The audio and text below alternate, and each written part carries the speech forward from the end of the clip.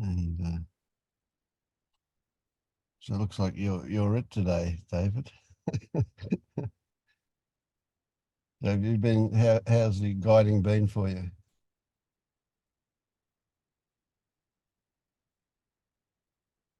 I don't have much experience to go on, so it seems okay. I noticed on the Facebook page on the confirmations, like a question for me lately has been when someone is offered for confirmation, you can always see little things that can be questioned. And a lot of times, you could question them, but I would have a strong expectation that they will just answer it correctly. They know enough. And so David Bonney submitted one, and yeah, her last comment was almost as if she had forgotten she was answering final questions, because it could have been taken as almost not having anything to do with seeing through the illusion, but I think she was just being casual, and so I didn't feel the need to question that because I felt like her seeing was already confirmed in her earlier comments. Mhm. And so, but then Magdalena questioned her attachment and involvement in her stories, which I thought was legitimate. It was, but I think she will come back and answer that pretty easily. Yeah. So I guess the answer is that it may be helpful to have that pointed out to her. Yeah. So useful in a couple of ways. One of them is that it may keep her active and working afterwards, for sure. Oh, because that's one of the values of having all the guides look at it who are able to do confirmations, and that, you know, everybody's got their own thing. So Magda's super skeptical. You know, she's always comes at things at a skeptical level. I mean, that's fine. That's Yeah, good because it balances things. yeah, So when I look to confirm, you know, I look for certain things, and most of it, I don't put a great emphasis on the words I use to answer the questions. I'm much more interested in the tone. yeah, And I want to see some humor and lightheartedness. I want to see some gratitude. If I see those things, then I'm most of the way there, unless something really jumps out at me. So I guess I have the presumption that people are going to go through the gate not completely awake. You know, there's yeah, you know, it's better one, for Christ's sake. You know, of course they're going to have more stuff to work with. But it's important, I think, that their guide lets them know that this is not the end of anything; it's the beginning of something. yeah. Elad is usually keen to come from that perspective too, of Yeah, wanting to know what's different now, how has life changed, what's the impact on your relationships. yeah, yeah. And if they're lucid, I'd always invite them to become a guide. You know, I think that's good. That's important to do that one. Otherwise, we run out of guides, and the value of being a guide is it keeps things active for them, and they keep working on themselves. Something that I'm seeing lately more and more is how much confusion lingered for me. It's been 6 months now, around 6 months, I think, and I feel like the fog is only starting to clear. Mm, mm. Yeah, that's a big one. And that fog, would you call it doubt? Would you say that's a doubt thing that floats around? There was doubt in there. Yeah, yeah. I think if you're feeling foggy and obscuration, seeing through obscurations, doubt is going to be there. Mm. You have to doubt. Yeah. Well, of course, doubt's only a concept, and it's a bit of a strange one, isn't it? When we look at it closely, we can look at these thoughts that turn up that um, they still have a sleep component to them, maybe. Yeah. I felt that the Fedders meeting yesterday really kind of, for me, took things into deep waters. Uh, and I just feel like I'm where that's where things are lingering for me today. How um yeah, that there aren't any fixed points of reference, and anything that we say is, it's very movable, Mm. changeable. So you can apply that to confirmation, uh, you know, trying to know where someone else is, let alone oneself. Yeah. That's a big trick, isn't it? I mean, I really feel like any idea of wanting to know where we are in itself suggests we've got some doubt to work with. That Well, I think we have to be comfortable with the slippery nature of Yeah. consciousness itself. Yes, exactly. And it's crazy to think that, well, the moment you, even if you consider it, the moment we even go, where am I? We assume a fixed point, and of Yeah, course we're all moving. There's no fixed point. Yeah.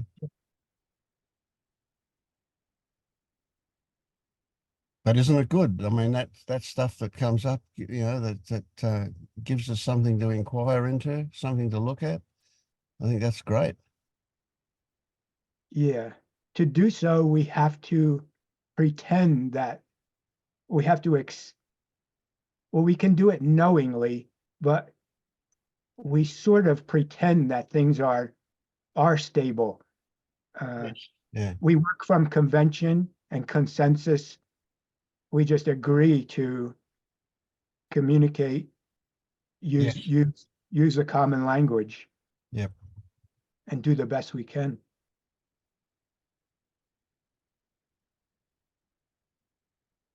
Here again, it highlights how inadequate our language is because it makes assumptions that are obviously conceptual. They're just fantasy.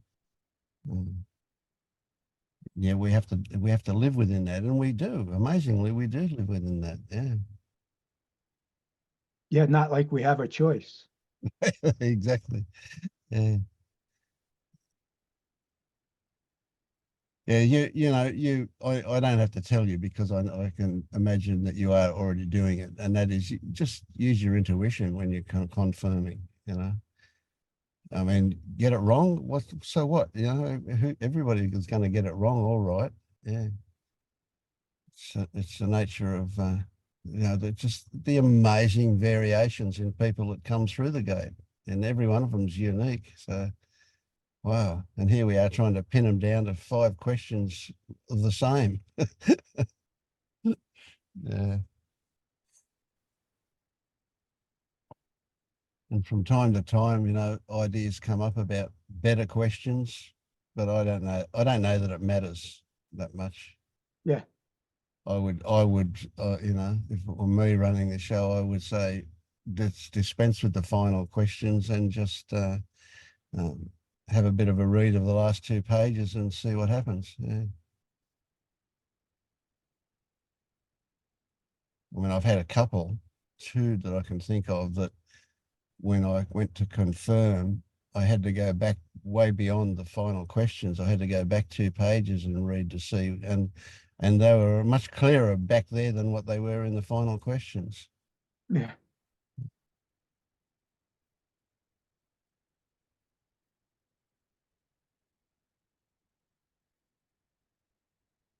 I mean, I don't want to appear egotistical, but at the same time, I think it should be everybody should be recommended to come to a group afterwards. just to keep things alive and to there's so much we can tidy up face to face really quickly and easily that we just never get there in the forum, in writing.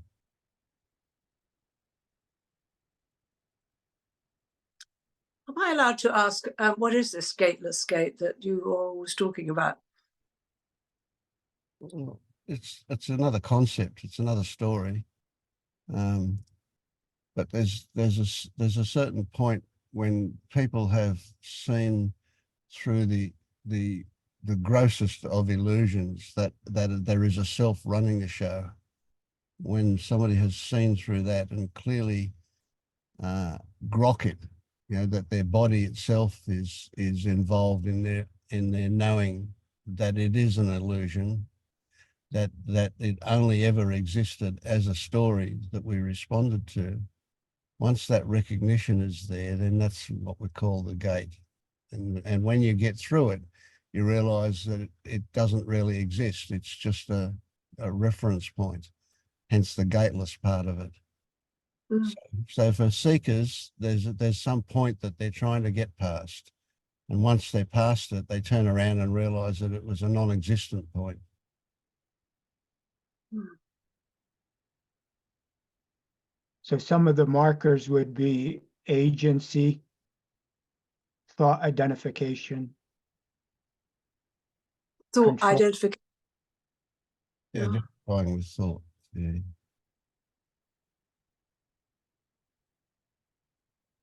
If you feel like you've got control of life, that's a good one. That agency, yeah. So recognition that a self only exists as story, that recognition will tumble a whole lot of things that rest on it. Right? Things like, well, the obvious one is control. That choices and decisions are something that a self makes. That's another one that falls at the same time. Responsibility. That's a bit trickier, that one, but obviously you're not responsible for what somebody else feels. No. But we're at a kind of a gross end of the spectrum here, because later on we recognize that the other is really just our own projection anyway. So we start off with that you know, your responsibility is something that's made up by society. Yeah. Yeah. So have you But seen the illusion of self? Do you yeah, recognize it as an illusion? Yeah. well, absolutely. Yeah. Okay. Then I mean, gate. Yeah. What so, and you're through the gate, but you ask me what the gate is, which shows you the gateless component of it. It's just a story, isn't it? hear everybody talking about the gateless gate, and I'm thinking, well, what is this gateless gate? Yeah. So But have you been to LU? Are you doing stuff at LU? no, Liberation no, Unleashed? You've never been there? no. Right. Well, you're not going to get a certificate. Yeah. But what I find interesting is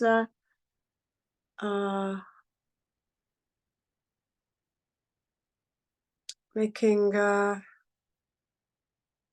mean, choice. Who's? I mean, I get out of bed in the morning. I mean, is it all right me talking? Is it all right me talking? Yeah, absolutely. Because I'm not supposed to be here. When I get out of bed in the morning, I say, oh, I've got to do this, and have I got to, and then I think, have I got to do that? No. I haven't got to do that. And so then I say, well, because of my age and where I am and everything, and I've not got my work with me or anything, I go, well, what is there to do? And so I just make myself a cup of tea. Yeah, I feel things are getting very simple. Mm. You've got to go buy food. Yeah. Yeah, well, things are simple, aren't they? Especially when you know, if you previously kept yourself busy with apparently making decisions all day about what to do and then doing them, when you start allowing things to present themselves to be done, and you're not really pushing yourself into them, but rather accepting the offer that life gives you about what's there to be done, it Mm. gets really simple. It does get really simple because there's no decision, and that was hard work, all that decision making. But it wasn't Very really hard. decision making. See, the trick is to go slow enough for a moment to recognize that the idea to make a cup of tea happens, and then making a cup of tea will either happen or not happen. See, sometimes the idea to make a cup of tea happens, but the actual making of it doesn't happen. And other times it does happen. And when it does happen, you can kind of turn around and look back at that process and you can say, well, I made that choice. But that's just a thought that comes afterwards.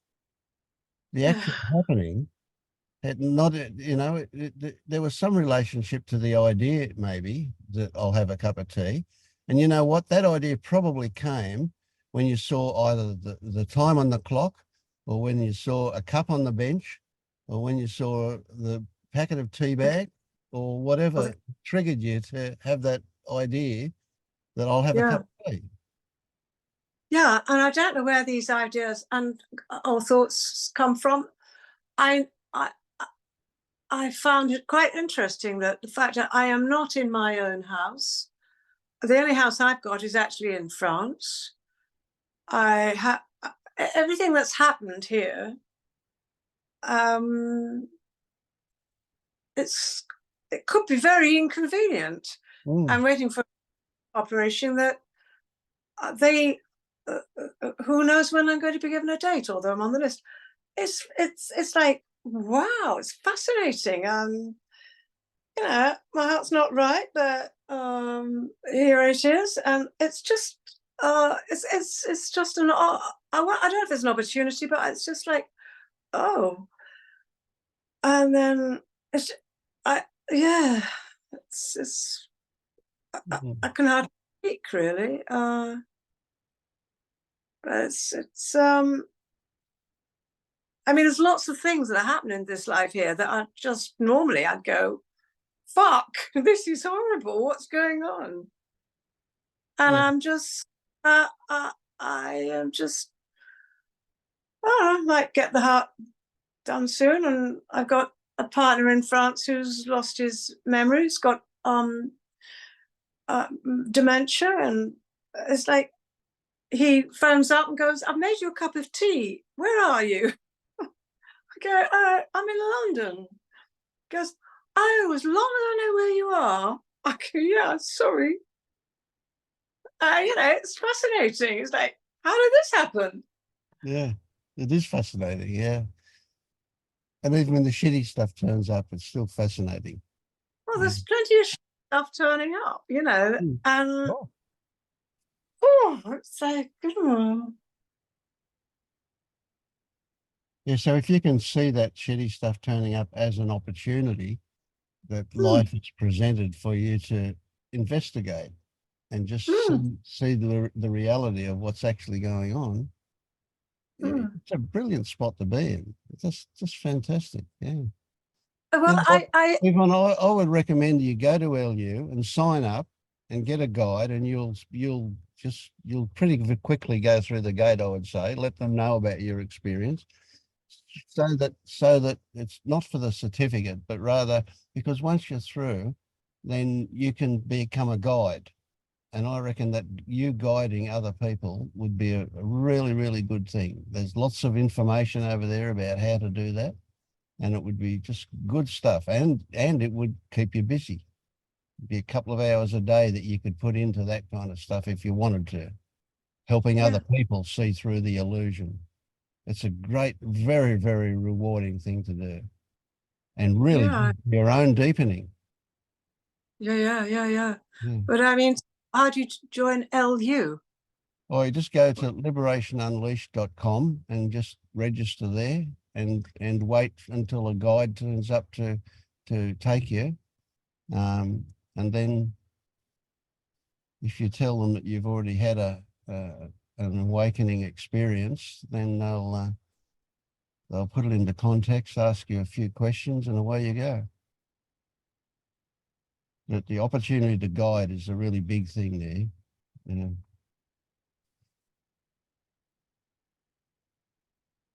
And you don't- Yvonne, have you questioned into the source of the commentary that, like, when you wake up in the morning and you see decisions and there's a commentary on it, have you inquired into the source of that?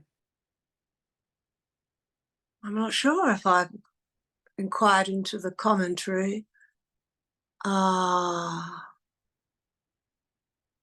David asked you the source of the commentary, not the actual commentary. The source of the commentary. Yeah,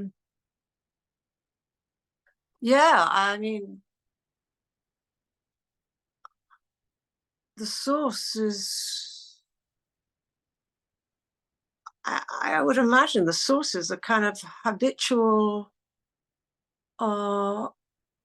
belief in that I'm meant to be doing something. The source, well, I mean, the source is just, I mean, I wake up in the morning and there's just, I mean, it's a very simple being here. The commentary itself. Commentary, I don't know. There's a Well, the source. Well, I don't know where the source is. The source is from ancient. Where is the source? I mean, the source is. There's a voice in the head. Is there a voice What? in the head?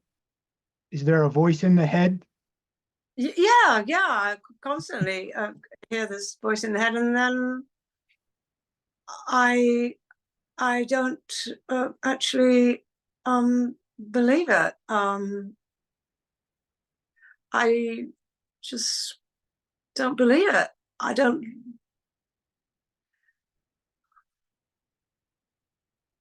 It's difficult to describe it. I just quieten it because it's not. It's very difficult being on the spot here. Like this. There's no one here. I mean, there's just the being here. Well, I mean, all I feel there is here is intuition and I question everything that comes up, or I just think I'm not going to follow it. I don't believe it. I feel like I'm taking an exam to get through that gate. I didn't mean that. It's legitimate. If you feel that, you feel that. You don't have to apologize for it. Yeah, I did feel that. David, I'm imagining that you're asking Yvonne if she recognises that they're just thoughts and they're coming out of some mystery place. Yeah, they are coming out of some mystery place, and I don't know where they're coming from. Yeah, I mean, it doesn't matter. Time, it doesn't matter. Yeah. Well, there are certain times I had a conversation with someone, and they've been throwing stuff at me, and then I say goodbye because it's like thank you, but I can't take too much of that. And I say goodbye, and then I get this conversation going on in my head, and I think, whoa, and so I think it must be my thoughts, because they're connected to that last conversation. And sometimes it's difficult to say, okay, yeah, here they are, okay, yeah, okay, hello, okay, and let them disappear. Yeah, so I would say that the getting rid of them is not the issue. No, well, not getting rid of them. Certainly, they're probably inappropriate, or certainly not useful, maybe. But if you don't get involved in the content of those thoughts, and rather just look at the fact that the thoughts have arisen and that they have a certain flavour, you can then inquire past them into what are they resting on? What particular aspect of my idea of me Yes. has been stimulated for them to arrive? Yeah. Yeah. I do look at that. Yeah, I see that. Yeah. Where are they being observed from? When you see that voice and that thought stream, how is that happening?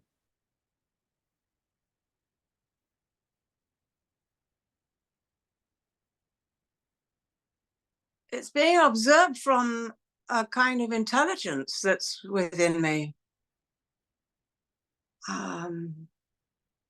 Within you or as you? I don't know if it's mine.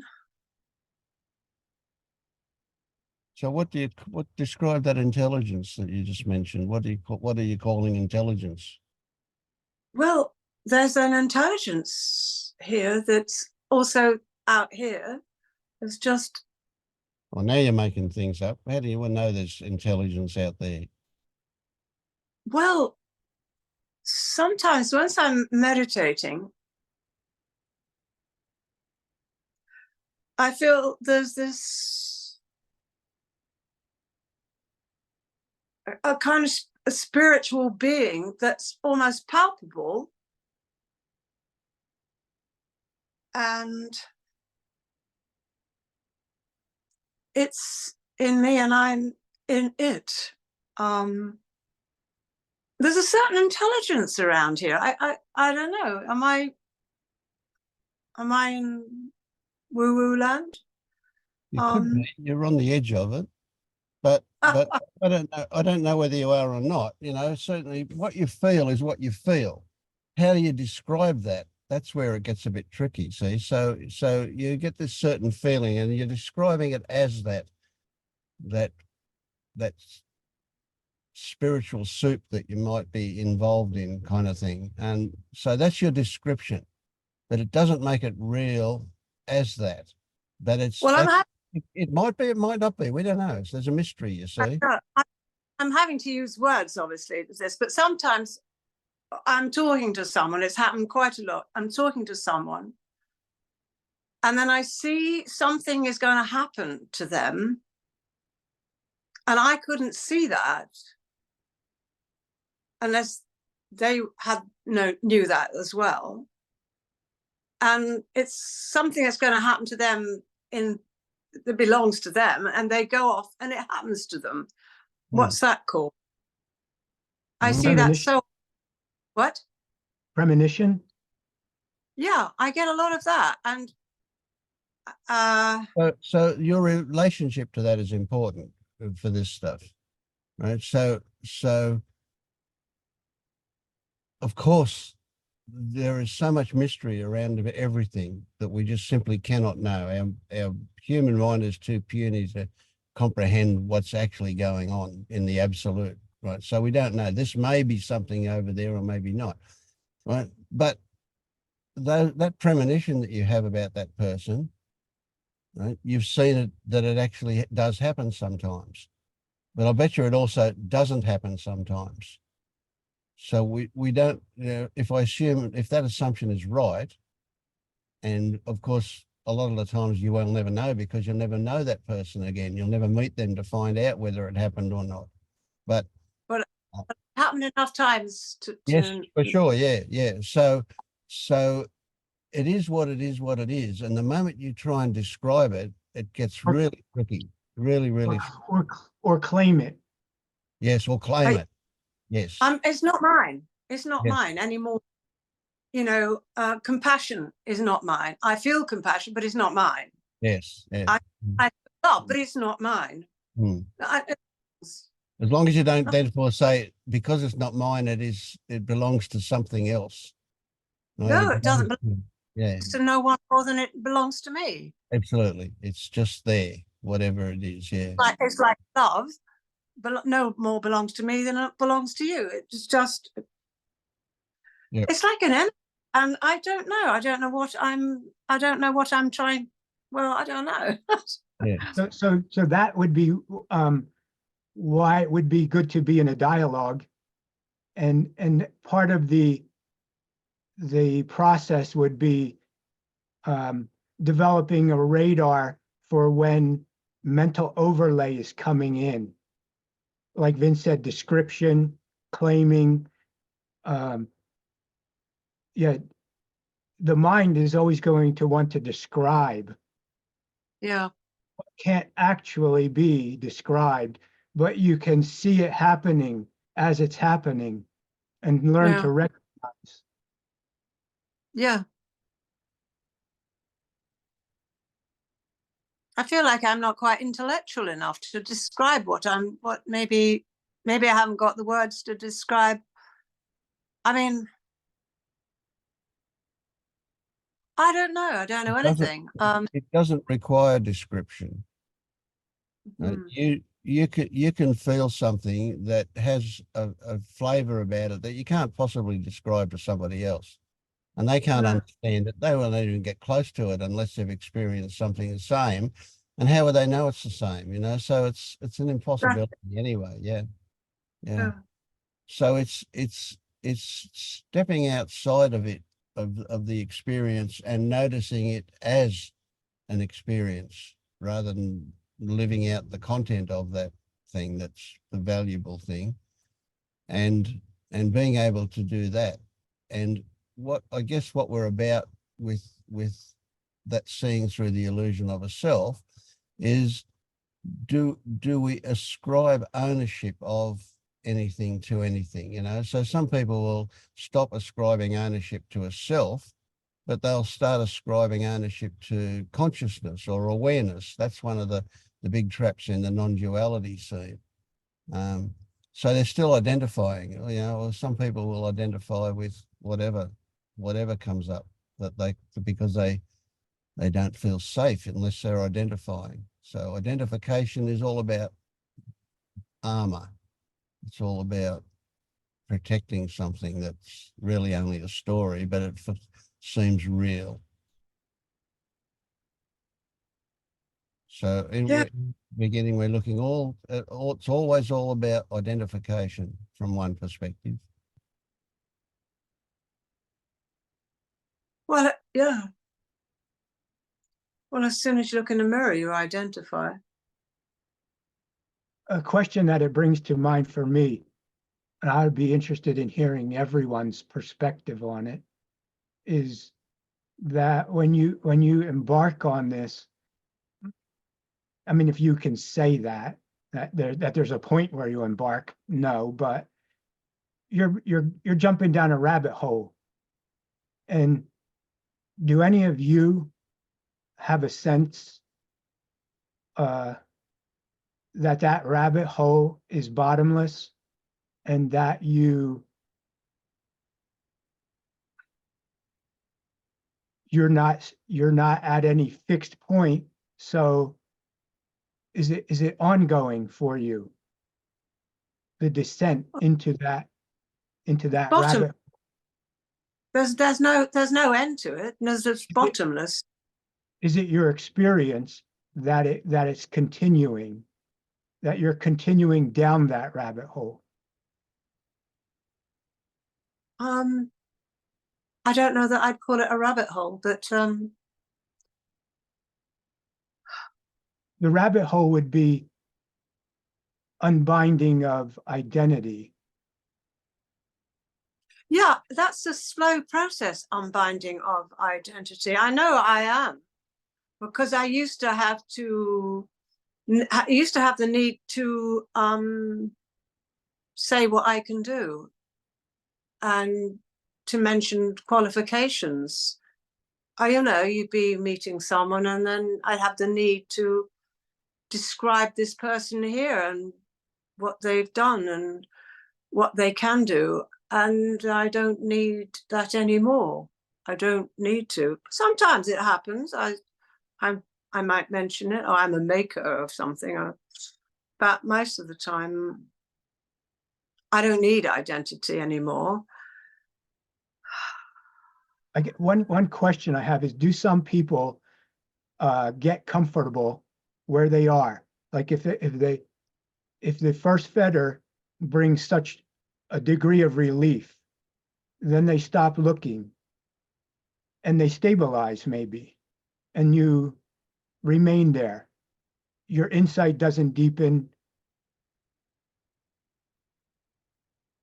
because that's people who are identified, they can stay there from cradle to grave. Mm. They never look beneath that.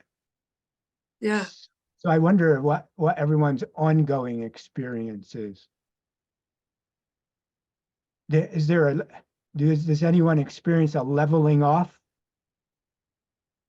and a horizontal movement rather than continuing into? I don't know. I imagine you just keep going down. I'm imagining that, but I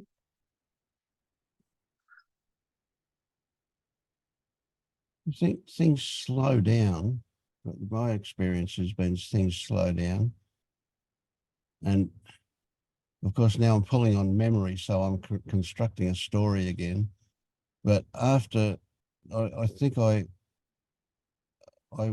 after waking up, I experienced a short honeymoon period, and then doubt came along, and I think it stuck around for about 9 months of doubt. And then I don't remember it not being there anymore, but at some point it wasn't there. And then it was a bit like you say, David. It was like the thing became horizontal, and there wasn't much deepening. It wasn't until I came across the Feta group that seeking started up again for a short period, probably a couple of months of seeking, and then it dissipated again too. But this time when it dissipated, there wasn't the same complacency that there was before. Like, so before, when I used to get angry, it would come very quickly. It would be quite intense. It would go quickly, and there was no suffering because it was just something that arose, and I was quite happy to witness it. But I didn't seek to do anything with it. Now there's a seeking to do something with it when it occurs. There's that recognition that it rests on something, that there's some unresolved stuff there that's still active for me. So it's not seeking as much as waiting for that to happen when it happens. But yeah, so there's still work. It's ongoing, but it doesn't happen. Like it could be a month between episodes these days. Like that what you related from your experience with Pernilla, and that your hand and the where you said there's more space between the atoms. Yes. That to me looks like indication of down and in versus horizontal. Sure. Yeah, you're going that deeper. definitely was some sinking. Yes. Yeah. I can still remember that. That was pretty intense. Yeah. For me, David, there's a limitlessness to this, and it's one starts to recognize subtleties that they weren't even aware of. That would be one of the ways that I would describe this never-endingness. Even sensations in the body that I haven't been aware of before. There's a curiosity. What is this? And then, of course, subtleties of this selfing mechanism. One gets pretty surprised sometimes at the way that happens. So here it would be a sense of limitlessness. Increasing limitlessness. Yeah. What is limitlessness? I guess is no boundary, no definable container. This is serendipity. I just want to jump in here. This is serendipity. You know, I was talking to Bianca really recently about what the word boundless might mean. And here Right. you're talking about boundlessness. Mhm. Yeah, keep going, please. Yeah. Well, one of the real ahas when we first, if I feel I can use that term, is investigate sensation. There's no where does it start and where does it end. It's just impossible to find that. It's just there. It seems to fill one's being, and yet there's so much other fullness as well. There's so many aspects to this boundlessness. Things are distinct.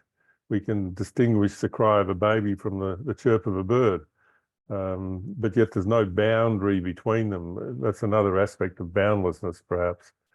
Again, words really are hard to describe, and to me, that's the issue with words. That sense of I know when we hear a word or what someone's pointing to, very quickly the mind can say I know, and it appears that there is a limit. There's a finiteness to it, but when we really look, there is no boundary. There's this boundlessness that just goes on and on.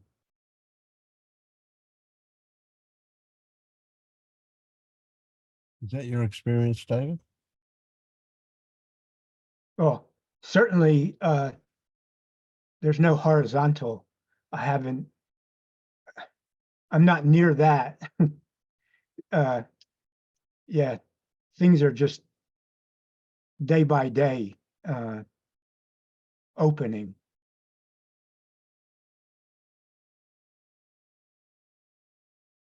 Are you in a family situation? Do you have No, children or wife or things like that? my partner is solitude. Yeah, because I think in order to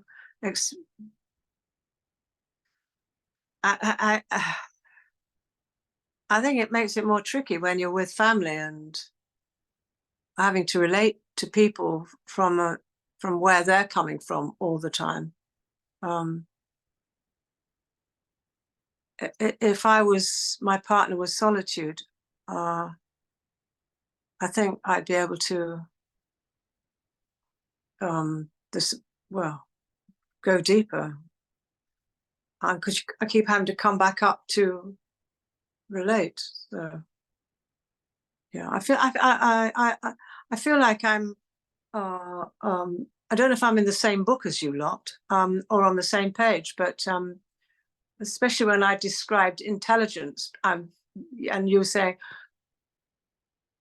I do know there's intelligence out there. I think, oh, yeah, I don't know. It's just experience that's sort of told me this, I'm walking along the road and I see something that might happen, and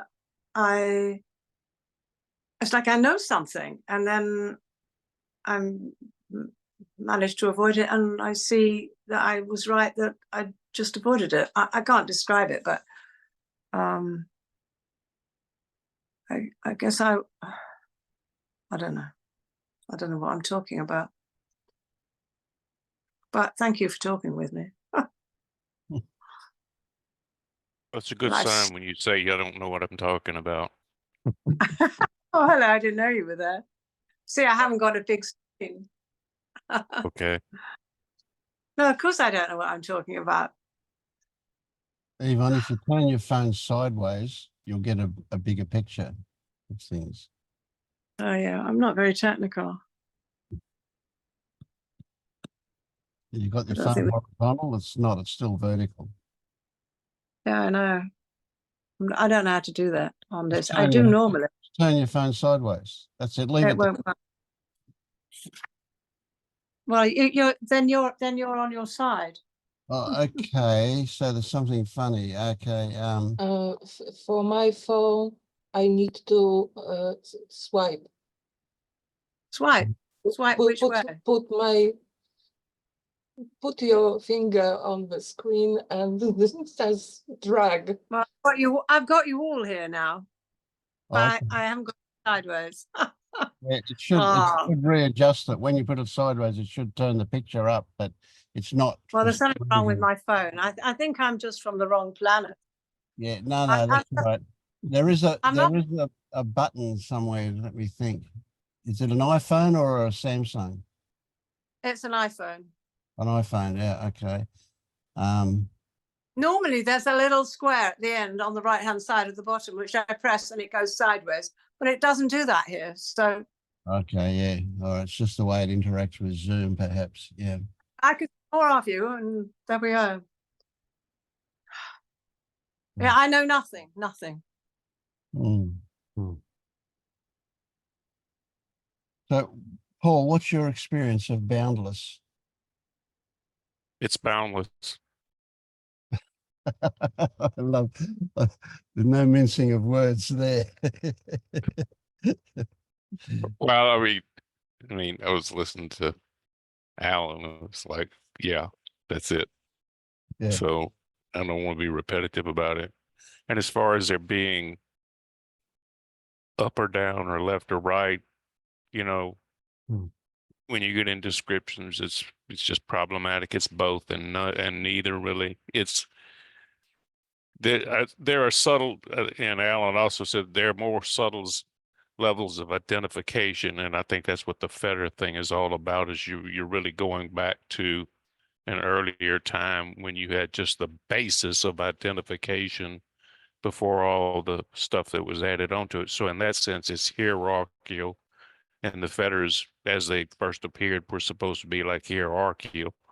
But in another way, I see what has happened is when the central core, like beliefs, are kind of lined up on the horizon in a way, and when the central core is seen through, then it seems like a slow domino of related beliefs falling away, and then whatever's related to that falls away, and it seems like just like and it's not, there's no inquiry going on, it just seems to happen. Yeah. It's just like the way it shows up is just increasing relaxation, or the feeling that's described as relaxation. The other people call it an okayness with things, or Vince, you mentioned it as more space. That's a good one too. Every description falls short of it, but that's basically it. It's same thing everybody says that experience it. You can't describe it. And then you go on to try to describe it. So there you go. So let's extend the idea of boundless into boundaries. There's obviously a connection in the language between boundaries and boundless, and it's something I've been looking at recently. Somebody's prompted me to look at boundaries and in a greater depth. And so this idea of having boundaries, and I was saying as little as a week ago or 2 weeks ago or something, I was saying, I don't have any boundaries, but obviously I do. They appear. When I'll allow someone to push me to a certain level, and then, I'll jack up and say no more. So obviously I do have boundaries, but I just don't experience them very often. Because I don't need to. I'm not in the situation where I need them as a protection for, if somebody triggers my ego, then obviously boundaries are the way I recognize that I'm having that there's a protective mechanism going on there. But how about, so a woman is obviously got other boundaries, you know, that to men, you know, in terms of the misogynistic society that we live in, you know, when men behave in a certain way to women, women are almost always have to exercise a boundary, don't they? One that men never experience, probably. Maybe they do, but very, very occasionally, whereas with women, it's with them all the time. That's an interesting one, isn't it? So what's your experience of your own boundary? How much, is there a limit to, I guess, a limit to incoming stuff? Life will show them to you.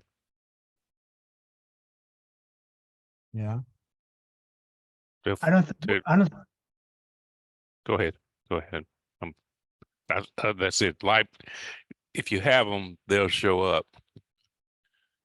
They'll I was gonna present. say, I don't think we could function without boundaries, because if we didn't, it would just be formless mush. We have to have structure. We need some kind of scaffolding and framework just to function in order to say anything. Language is boundary. Yeah, I guess. Right. It is. It's the ultimate boundary, really. That's the paradox, is language is both the problem and, sadly, the only tool we have to solve the problem.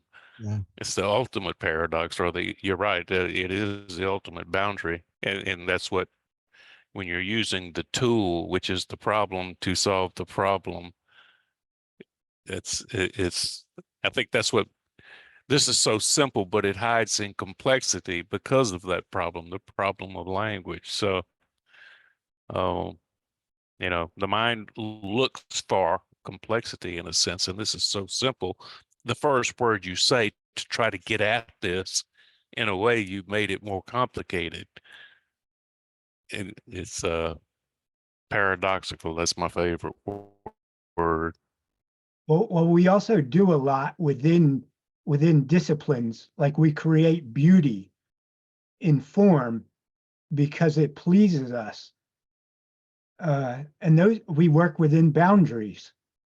So they're more than just, they're necessary, and they can be put to good use for our own enrichment too.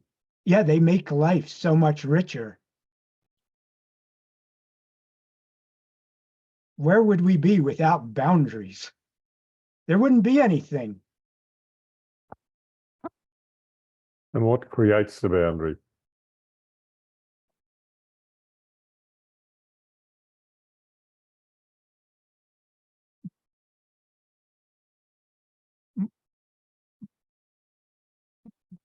Mind movement at its fundamental level. Hmm. It would seem to be mind oriented, wouldn't it? And when you're talking about boundaries, I mean, even this biological instrument that we have, and forgive me, I don't have the technical terms, but in our visual capability, we have the ability to see a range of colors based on the red, green, blue receptors in the optical system. And there are some ladies now, I understand in particular, who it's been discovered they have 4 of these, and they can describe colors that someone like me could never ever imagine. So there's a boundary in that sense as well, a limitation imposed by this biological instrument. So it's you've opened up a boundaryless conversation here, I think. Yeah, when you play the human game, you play by the rules. Exactly. So, I mean, can you, if you get outside the rules of the human game, are you in the human game anymore? You're off into the supernatural and religion after that. Well, I think we mustn't discount Yvonne's experience with premonition. as unreal. No. Oh, I I think don't. Yeah, no, I think that's But you're that still having is glimpses unexplainable for within sure. within the human experience. You may be having glimpses outside of it. I'm not discounting anything. I'm just saying. Well, the- I just wanted to say, sorry, I was in a car once, and a car went past. It had my son's name on it, Joe. I thought, oh wow, that'd be a good car for Joe. We would turn around the corner, and then another car came this way, had the name Joe on. It's a bit odd. And then another car went past, got Joe on. Thought he's in trouble. So I phone him up, and he's just like sliding down a wall, sort of in tears, because a nurse has just told him she thinks he might have AIDS. And and it's like, I just cut right in to what he was going through. And this happens so many times with me. And it's like, well, what's going on there? I mean, what's going on there? I mean, and then when I was telling someone about it, a car went past and had the name Joe on. And they went, oh God, it got Joe on. And I'm not imagining this, and because there were people with me and they saw it. And I went, oh. So, I mean, what's going on? Something you can't explain. Sorry? Something you Who said can't that? explain. No, I don't need to. No, you don't. Absolutely, you don't. Yeah, that's right. So, what I'm alluding to is that experience, before you describe it, that experience may well be something that we all have the ability for as humans, but by being locked into language, it keeps us away from that. So when we get down to appreciate that there's a whole life beneath words that can't be described, maybe we'll get to that point where we'll have some other kind of communication and we don't need words. Maybe. That's just a fantasy of mine, you know? I mean, what's happening, and I know this is not to do with fetters or anything, but what happens when the day my dad died, he appeared to me here and showed me what was happening with all the, in his head, what was actually happening at the time. I saw it visually, and then I knew he was going to die. So I went straight to the hospital, and he died a few hours later. I mean, he showed me exactly what was happening in him.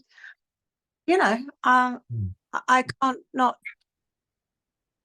This is kind of things that I experience a lot of the time. And so what's, you know. And you don't I know need to explain it, and you certainly don't need to justify it. To some people, it might want you to justify it, but just tell them to fuck off. You can't do that.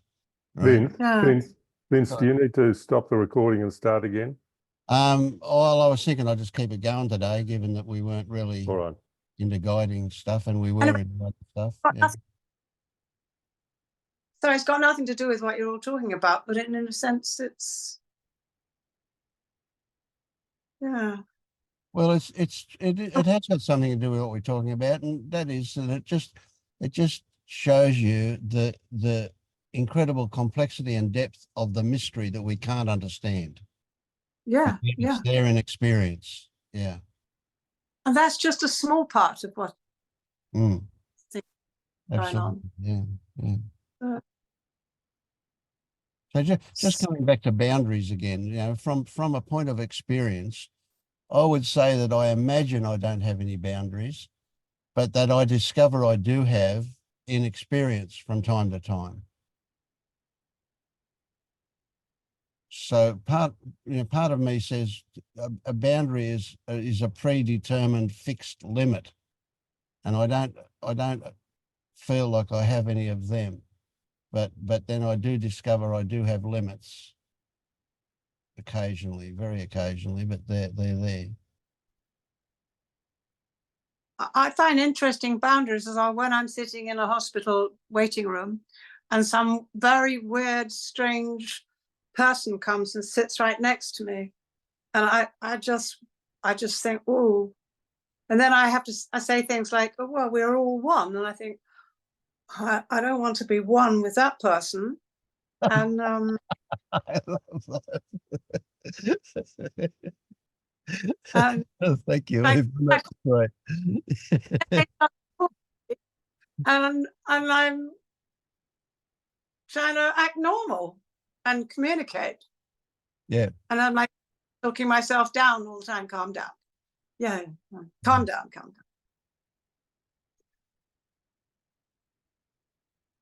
Well, you don't have, I imagine that you don't actually have a, a fixed line in your mind that you won't, you don't want to become one with a certain kind of person, you know, that it's something you discovered in experience when they came and sat beside you. So you don't see people at a distance that might fit that description and have that same feeling of a boundary. I see it. I see it quite. I see. I see how critical I am. I find the most difficult thing that I find I have to deal with is being critical.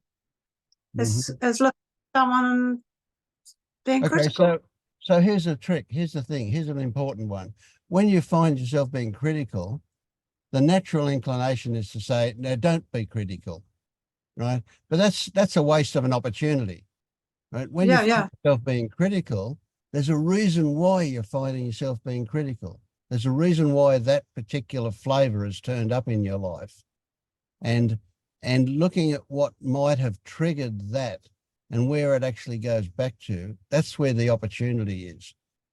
So it's really nothing to do with being critical itself, but the fact that it's turned up and it's telling you something because it's turned up. So what is it telling you, right? And even that, there may be no answer, but the mere fact that it's telling you something is where inquiry starts. And that's valuable. That's an opportunity. Whereas if you say, oh, don't be critical, you shouldn't be critical, you know, that just misses an opportunity. I never stop myself. I do. I find that fascinating. I look into. I'm curious. Yes, beautiful. Love it. Love it. Love it. Love it. Yes, right. But it's a lot, and I think I'm very visual. That's why I'm into perfection and visual. So if that doesn't reach my visual perfections, I become critical, and I find that, don't know what to do with that. It's not comfortable.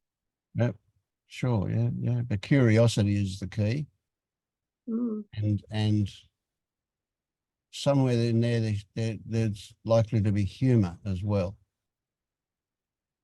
Yeah. Hopefully. It's good to find some humor. Yeah. Hello, everybody else. Howdy. Welcome.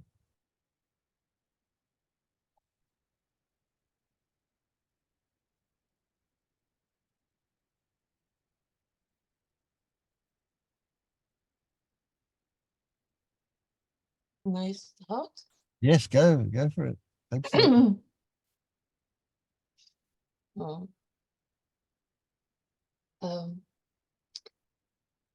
I was inquiring a bit into my teenager, meaning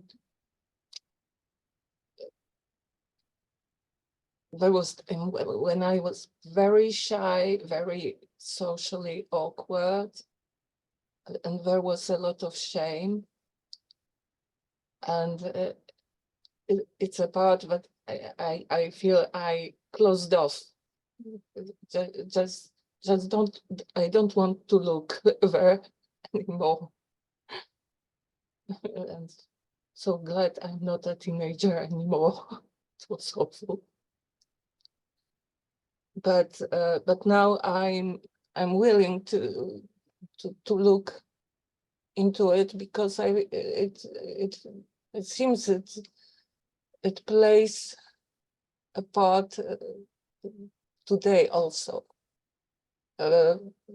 because there are impulses in me to hide, or to vanish from the face of the earth. Okay, so it would be the best. And I found something interesting in I can't go into shame. It seems like I conditioned myself to think that there is no should. There is no I should be like that. I shouldn't be like that, and I can't go back into this feeling. But there is a lot of sadness there, and there is a lack of connection. When I was socially awkward, I didn't know how to talk to people and how to connect, and it was painful. And I think it plays into this sense of me, and it plays into how I feel in this group. And I've noticed it with Alan the most, that I say something and I see a look of Alan's face like, huh? What is she talking about? And why is she talking about it? And it goes back to this time of social awkwardness, when it was the same. But I was talking to someone and they were, why is she telling that? How to respond to this weird thing? And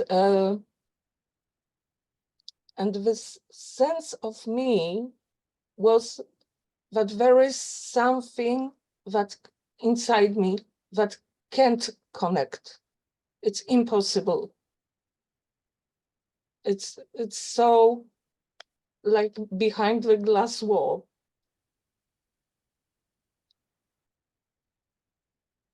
That's interesting, Bianca, that you say that, because I think it's a wonderful example of how we can make up a story about something that isn't happening.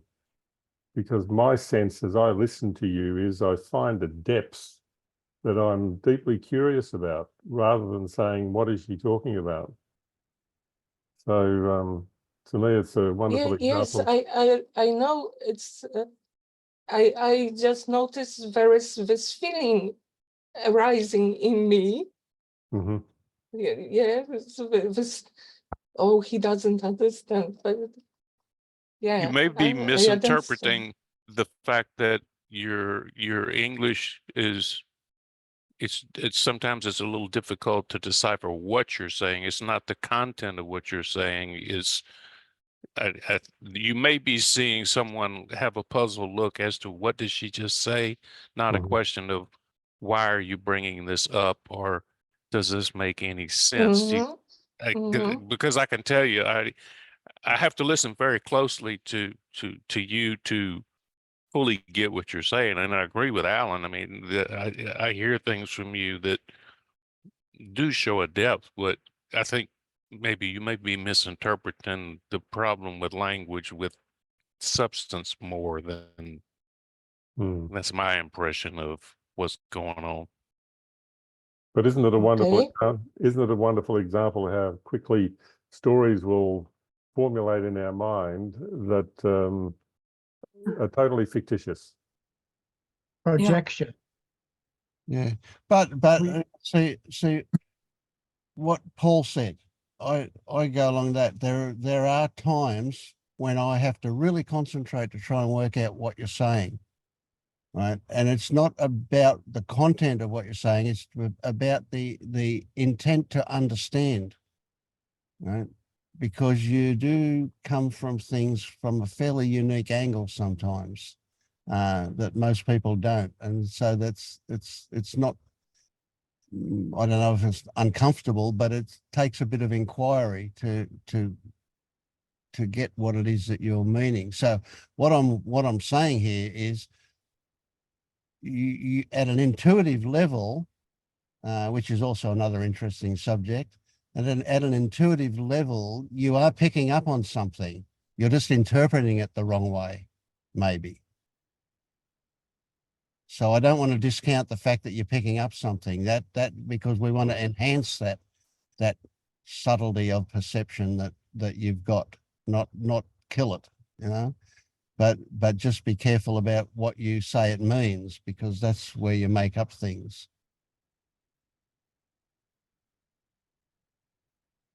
So now you're looking puzzled, like you get what I said. No, I'm looking puzzled because I'm receiving a range of answers, Yeah. you know, that it may be about my English. If it is so, I can make an effort to speak more grammatically. Oh, look, I would personally, I would say, don't worry about it. You know, just put up with the puzzled looks, and if you have to repeat yourself, we'll get it. Yeah, we'll get enough. Yeah, don't worry about it. God, don't make another job out of it. You don't need to. Yeah. We'll ask, Bianca. Yes. Okay, that's enough. If you can't hear me, or my grammar is all messed up, just ask. That's lovely. Yeah, that's good. We all have things. I wonder how people take the Australian sense of humour and the Australian vernacular. It can be a little bit hard for other people to understand sometimes.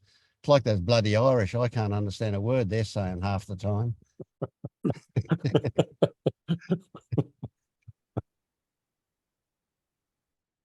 The most interesting part for me was how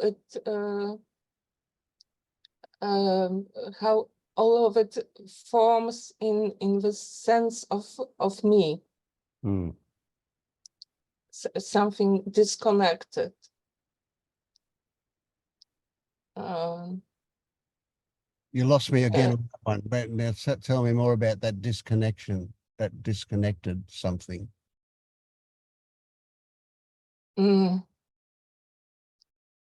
When I was so socially awkward, I wanted to connect. Yes. But I was unable. Yeah, gotcha. I couldn't express myself in a way that that would be helpful with connecting. I get it. Yeah, yeah. I've got a 14-year-old grandson, and it's almost impossible to have a conversation with him. He just grunts in return.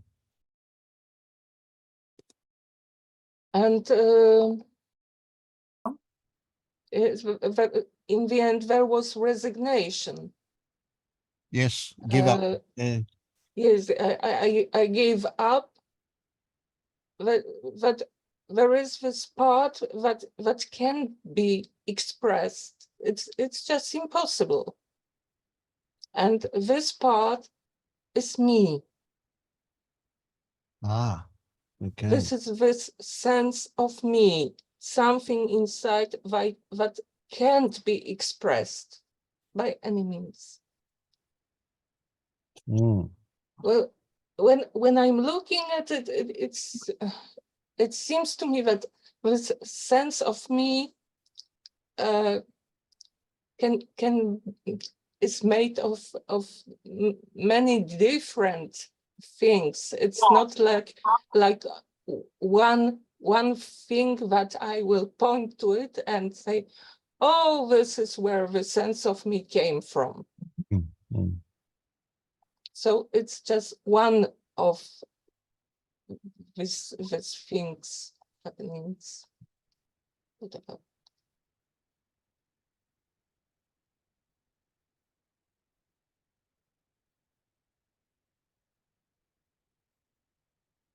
Is it a stronger part, a more prominent part?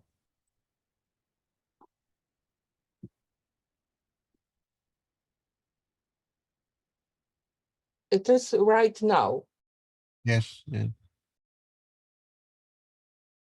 Maybe because I'm focused Yes, yeah. on it. We do tend to focus more on the negative than the positive too. So I wonder if there's a trend, can you look at and see if there's a trend that the sense of me is more tied with the unpleasant bits that show up than they are with the pleasant stuff when it shows up.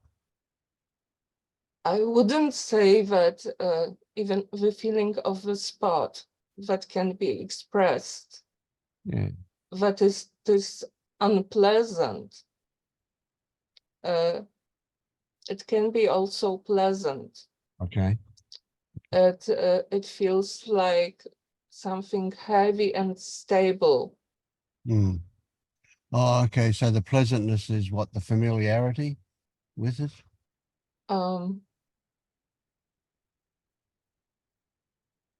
And stability. This is what it, Yeah. just like I can settle.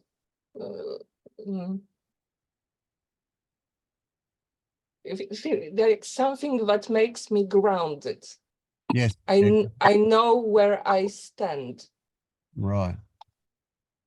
And that can be pleasant and unpleasant, or that is only unpleasant? Can be pleasant and unpleasant. Okay. Mm. And that's what you're seeing as me, as you. Yeah, gotcha. Okay. So what that suggests to me is that there is I'll just use the word fear, that there, but it may not be exact, so be lenient with that. There is some kind of a fear that says if you let go of that stuff, that things will become unstable, and so you avoid that, letting go of that stuff. That's your connection. You were talking about disconnection, but it's actually your connection to an idea as something real, that idea being me.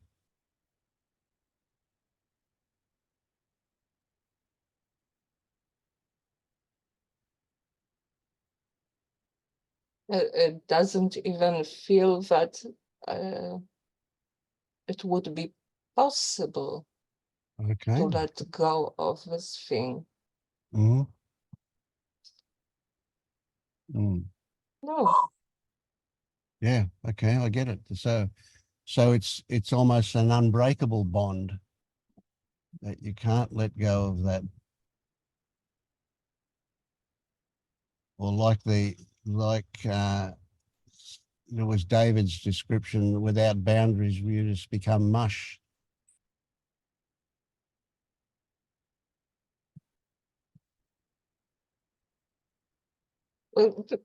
It's just, it feels so impossible, like taking my body in my own hands and throwing it through the window. Yeah.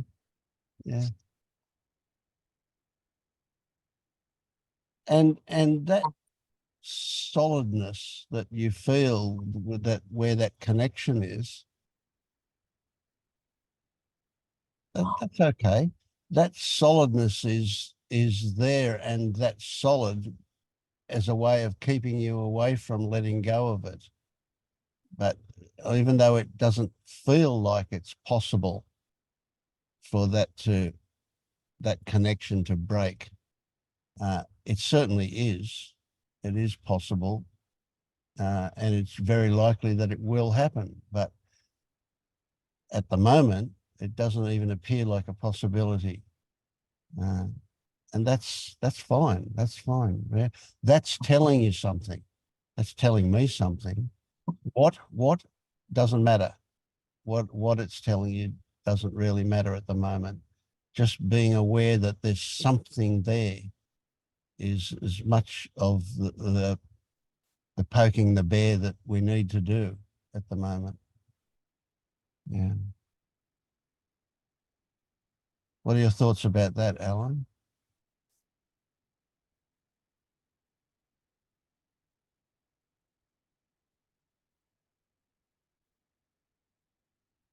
No, you're muted, mate. What you said there, Vince, about noticing it. Clear seeing is all that's required.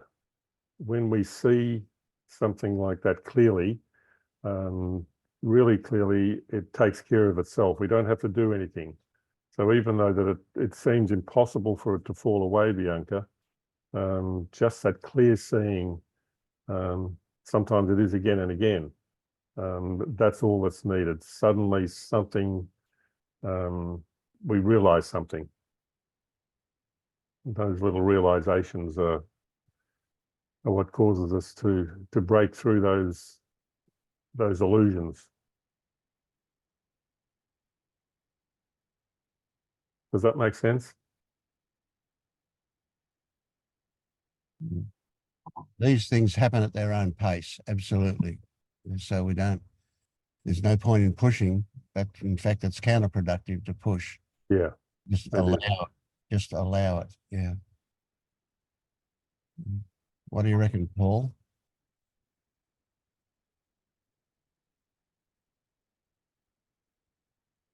Well, I don't know if I have anything to add other than just to kind of reinforce what Alan said again, which is notice it. I mean, noticing it is half or three-quarter of the battle. Just and just notice it and question, is it actually true? Is this actually blocking me from something? Is that actually true? Just notice it, look at it. I can't really add anything other than that, because that's basically what guiding is all about, is just notice a belief. Just look at it, and you can ask yourself, is it true? Keep looking at it. I mean, the very fact that you're here, I would say, is a step in the right direction. At least you're here where people will understand exactly what you're talking about, which is a lot more than you'll find out in the general public, because if you talk about some of the things that we talk about in this room out in the general public, they'll call a paddy wagon on you or something. So, you're at least understood here, and you just notice it. Ask yourself, is it true? That's sometimes the simplest solutions are the best. Yeah. I kind of see it as something a bit more substantial.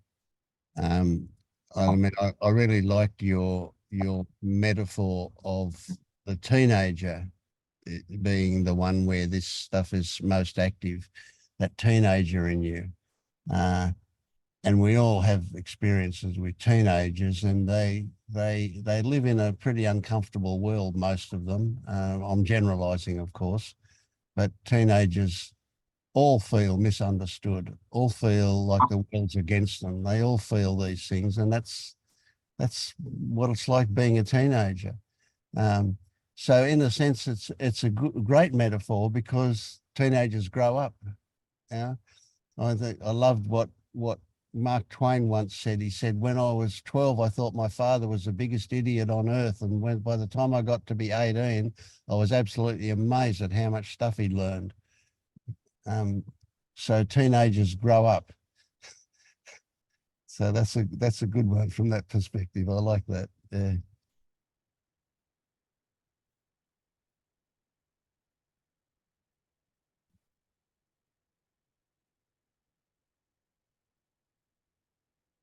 How you going, Casimir? I haven't seen you for ages. How's things been for you? How are you traveling? I'm alternating between things seeming completely normal, and then things seeming like something that sounds very crazy, such as time isn't real or objects aren't real or other bizarre things. And it's just interesting how it can so smoothly bounce back and forth between there's nothing out of the ordinary and all of this is Yeah. not real.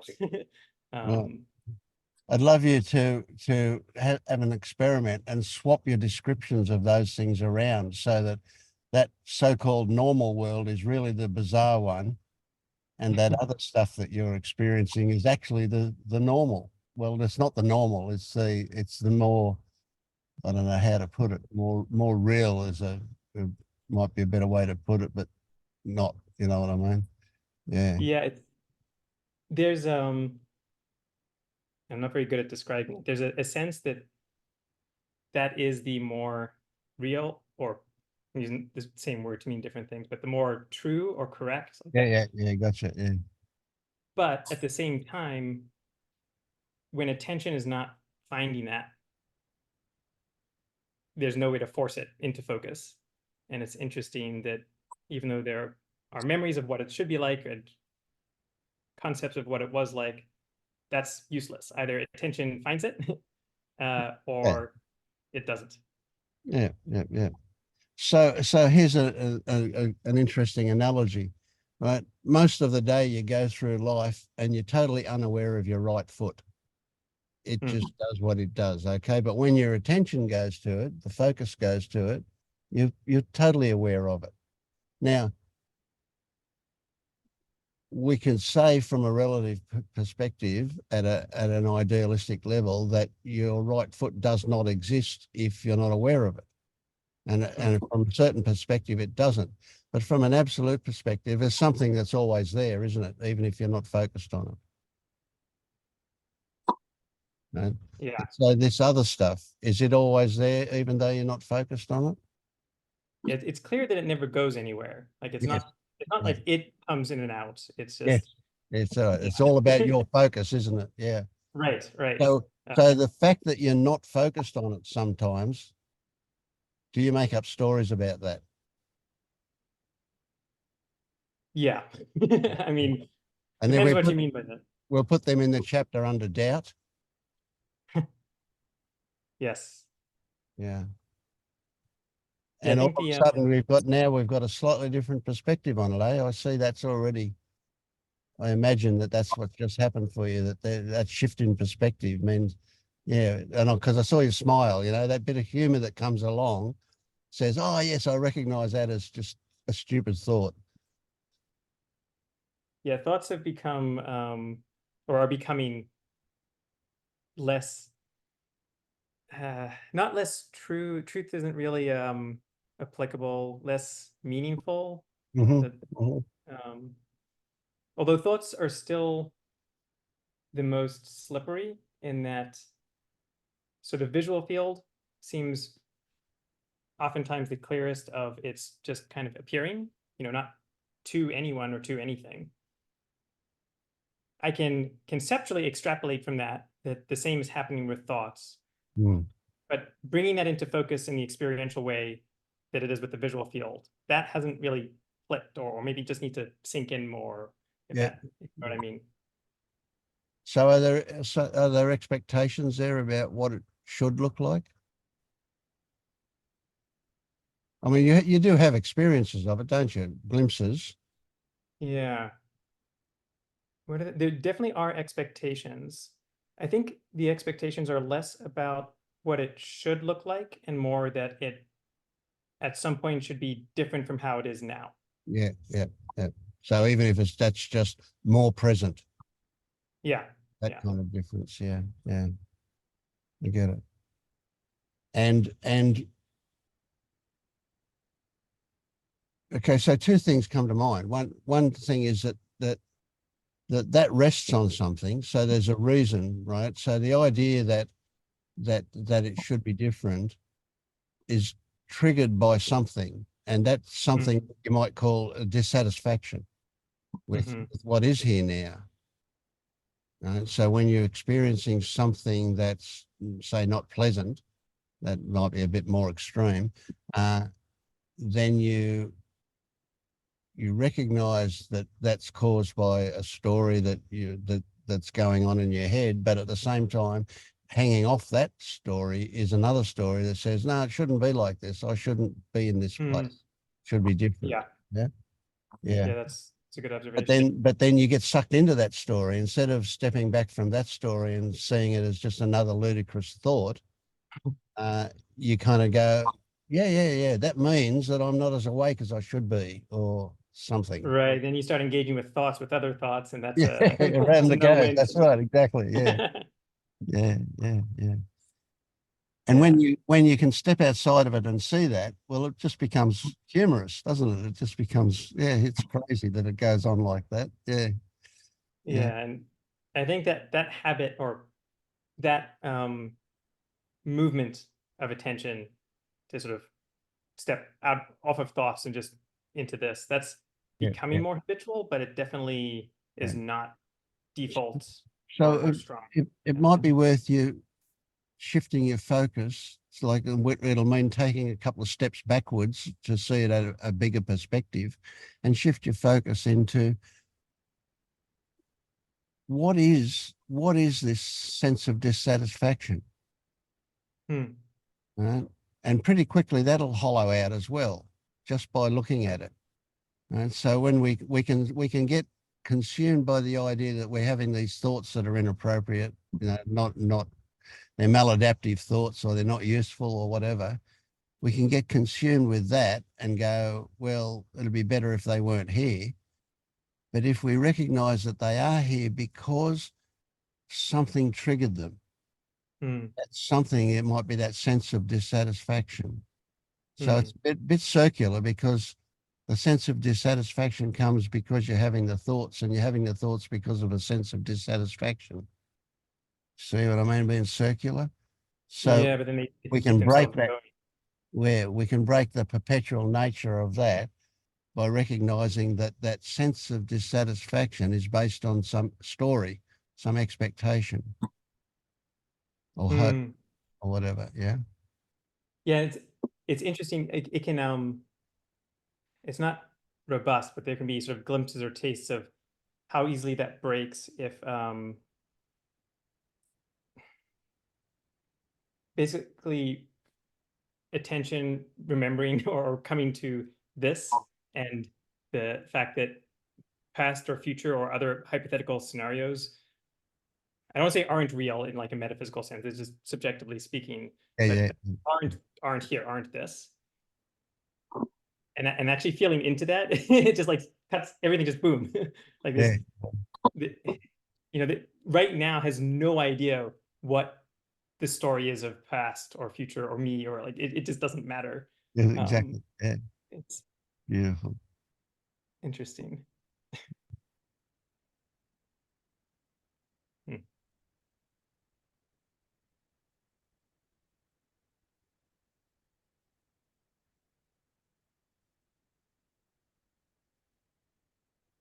So we'll just let that integrate. And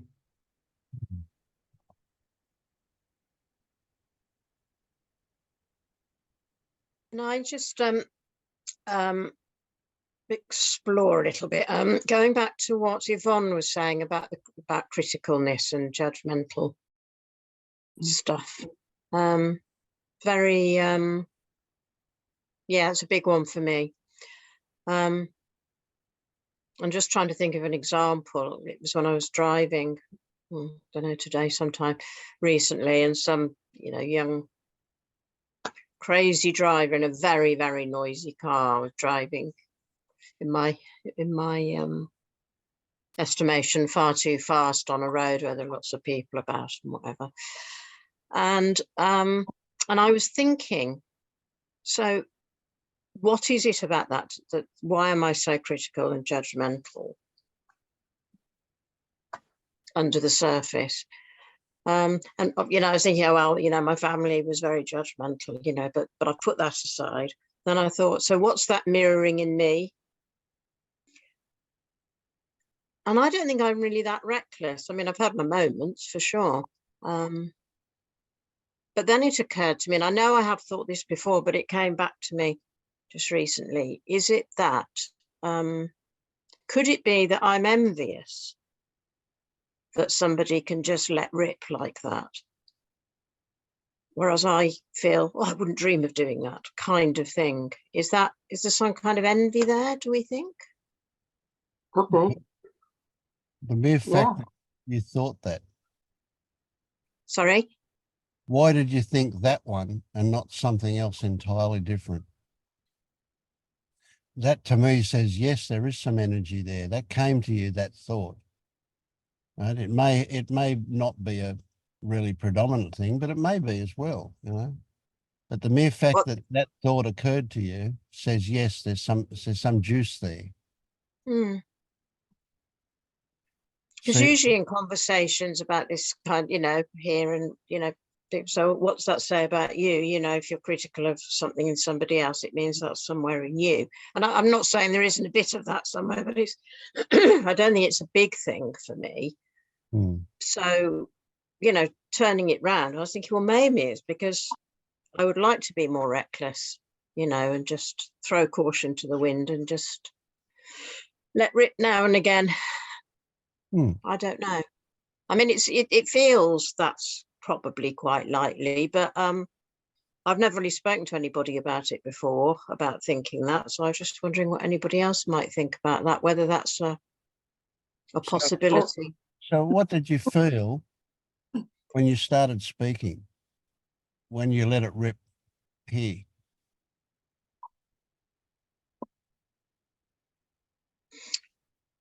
Slightly nervous, because I don't tend to speak very much here.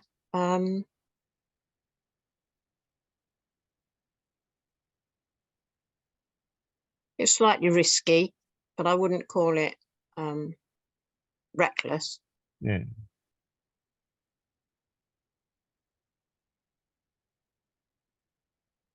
So, see, one of the things that's valuable is to recognize that there are no absolute answers to these things. Everything's on a sliding scale, so to speak.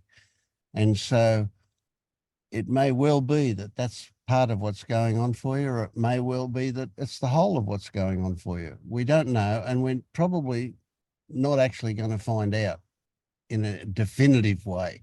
As much as the mind wants conclusions that we can that give us satisfaction, that's not likely to happen. We don't actually get there. But the mere fact that you brought it up means that's what appeared. You didn't come up with some other story about anything else.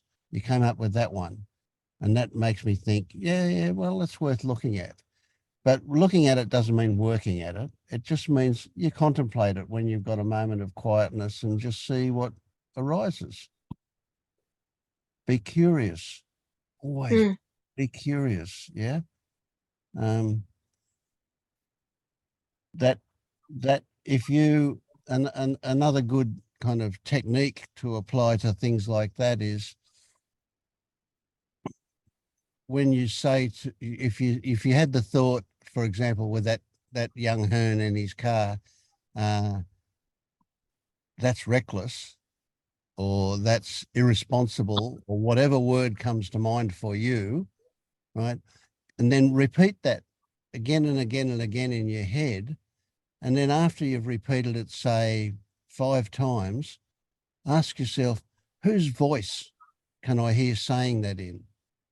That's a good technique.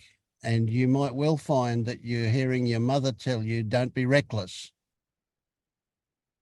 Maybe not. Maybe your father, maybe a school teacher, maybe, who knows? Maybe somebody else.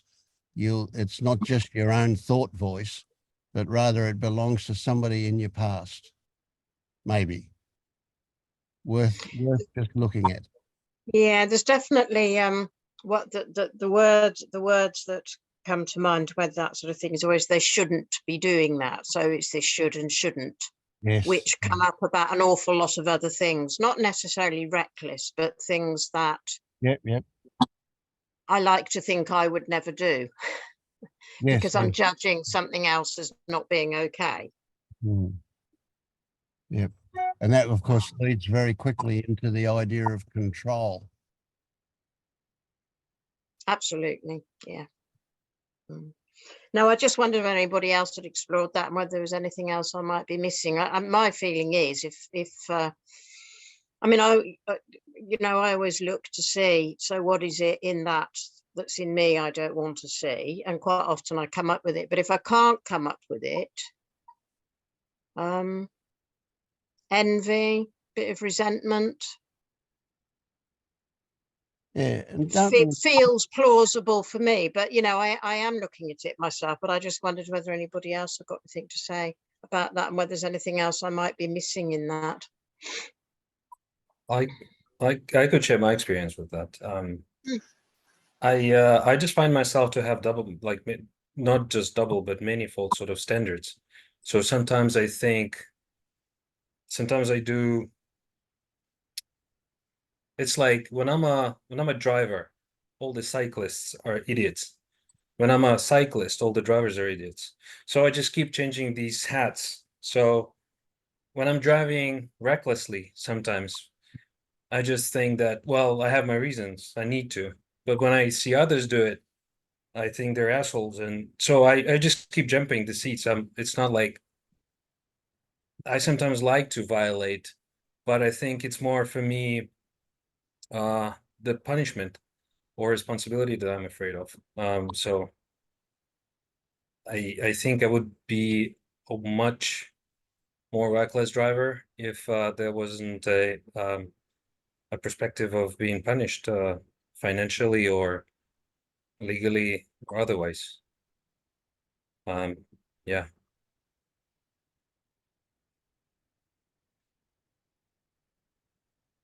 Yeah, that's me.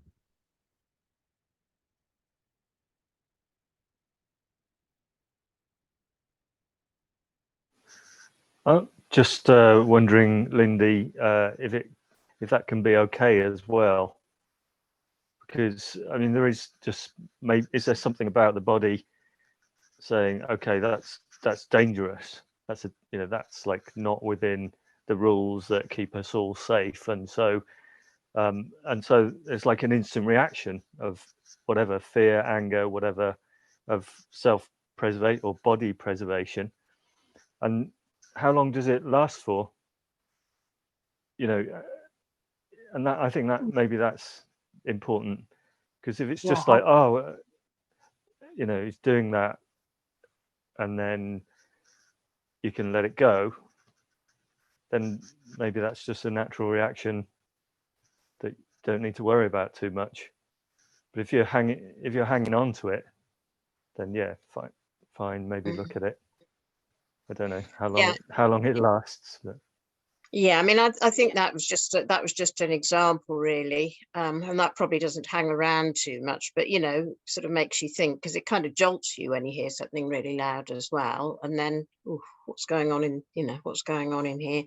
But there are many other things that would apply to, and like Andre, I mean, I agree with you.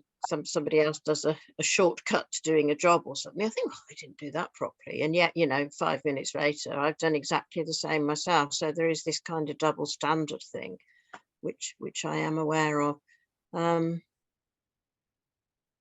there are things that happen that I just feel that shouldn't be happening, and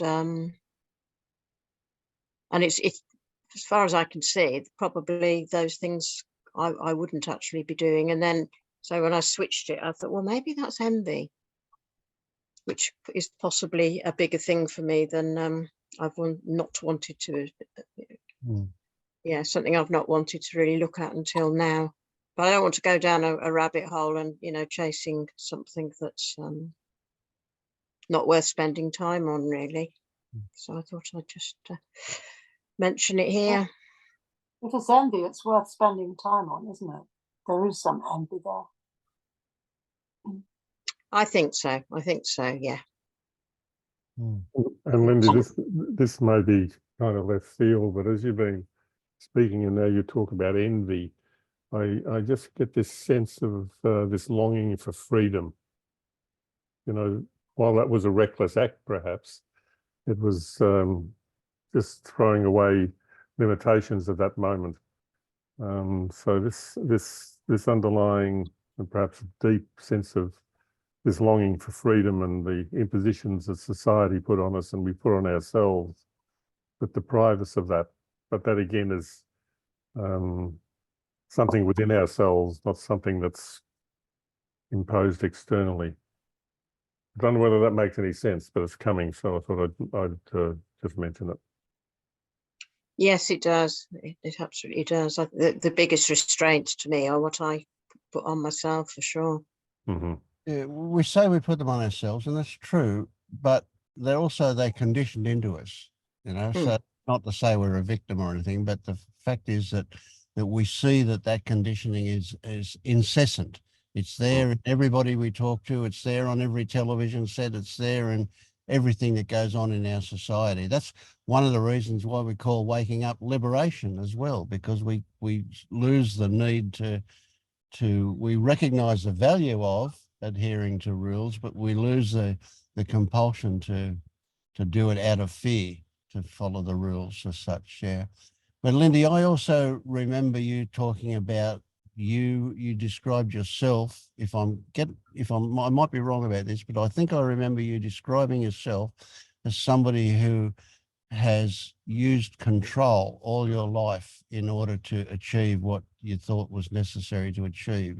Was that you? Is that right? I may well have said that, because I think that probably is true. I can't remember saying it, but I might have done. I mean, I would think I would probably say it's a big survival strategy. Yeah, for sure. Yeah. Okay. So, well, yeah, I mean, I might have used the wrong words, but essentially, I remember that. So that certainly does lead into the idea of envy about somebody's lack of inhibition, even though we then judge them as being a hoon. We really envy their ability to just let go and let it rip, so to speak. Yeah. So it certainly sounds like, yes, there's juice there for you to look at. Yeah. I mean, And that, you know, sometimes sometimes I am just able to override my inhibitions, I guess. And I know then that other people are a bit shocked and judgmental of me. So it just goes round and round and round, doesn't it? Well, we just laugh at the fact that they're judgmental about you. That's not your problem. Yeah. Well, I mean, at the time, I just find it really funny, but, you know, the thoughts come in, you know, say, oh, should you have done that? Oh, they might not like you, you know, the usual. Yeah. You know, when you break free, then there's a backlash for me. There's quite often a backlash afterwards. So, and of course, that's partly to do with breaking free. You know, there tends to be a bit of an overreaction sometimes when we break free.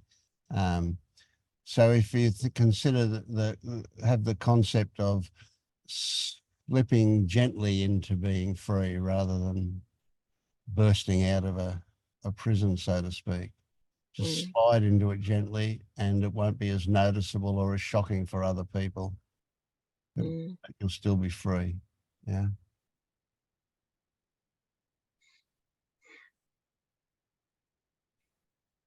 Okay, thanks everybody. Thank you for letting it rip.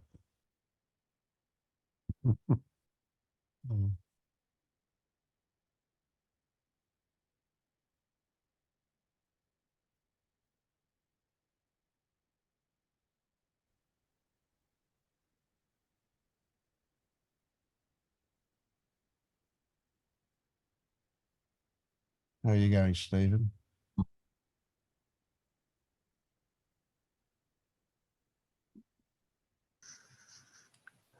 Just really interesting. Just everything that everyone said has been so relevant to what's been happening this week, and I just like that little bit of what Lindy talked about. I was looking at, and also Bianca, I was looking at shame this week, and it goes back to teenage stuff as well.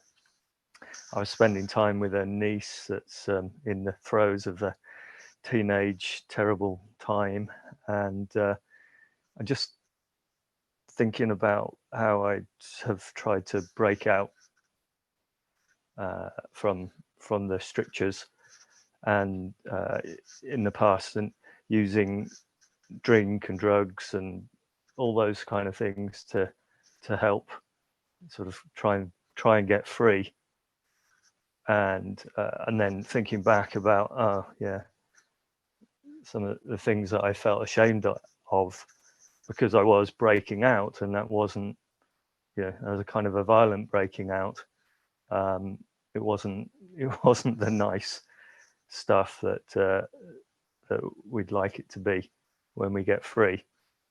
And going into that was it's quite challenging, looking at that and what's, what holds, trying to look behind it, what holds all that in place, that shame when you look back and cringe at things you've said or done.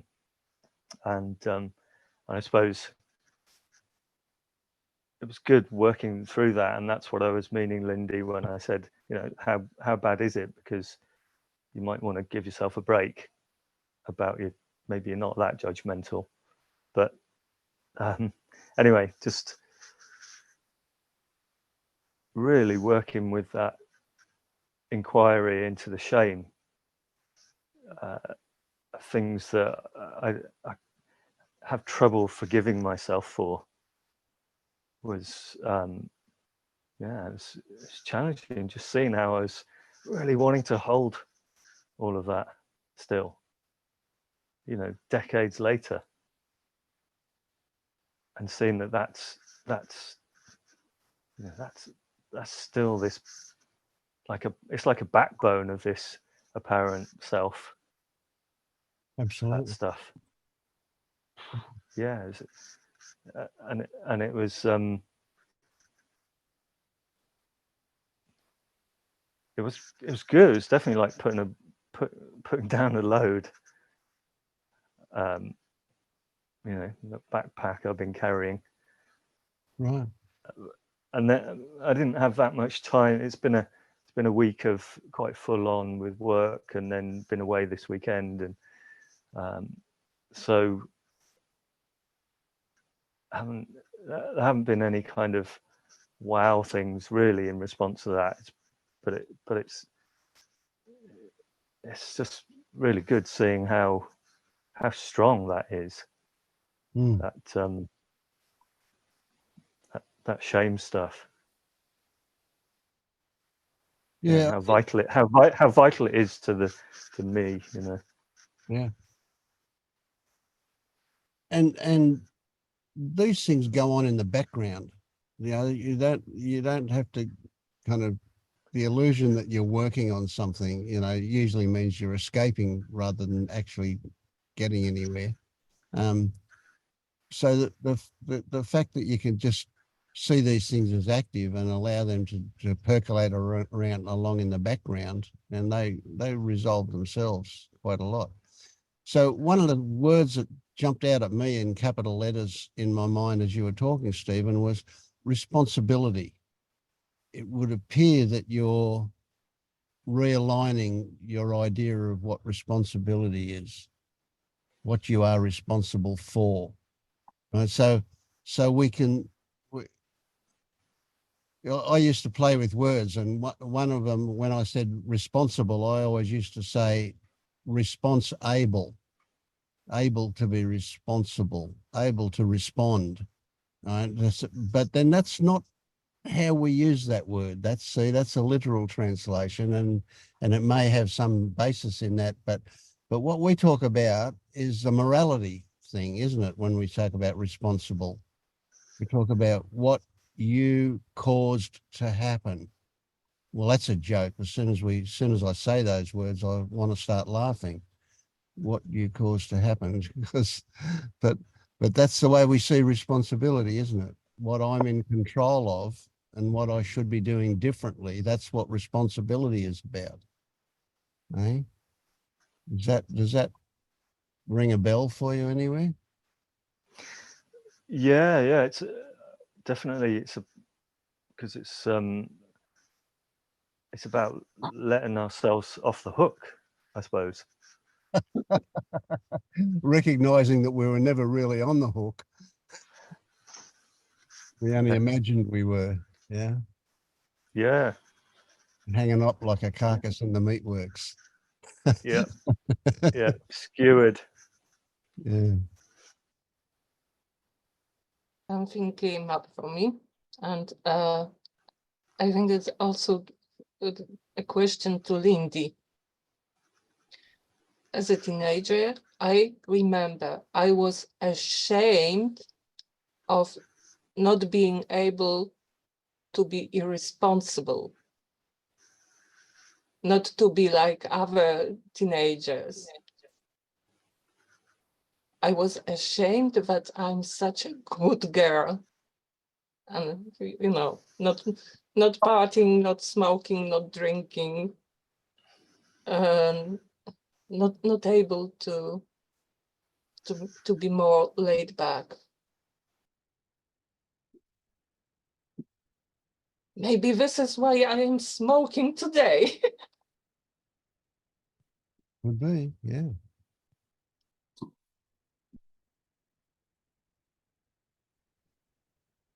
Yes, I remember that well up until I was about 12, I would say. I envied other people because they just seemed so much free and able to express themselves and whatever.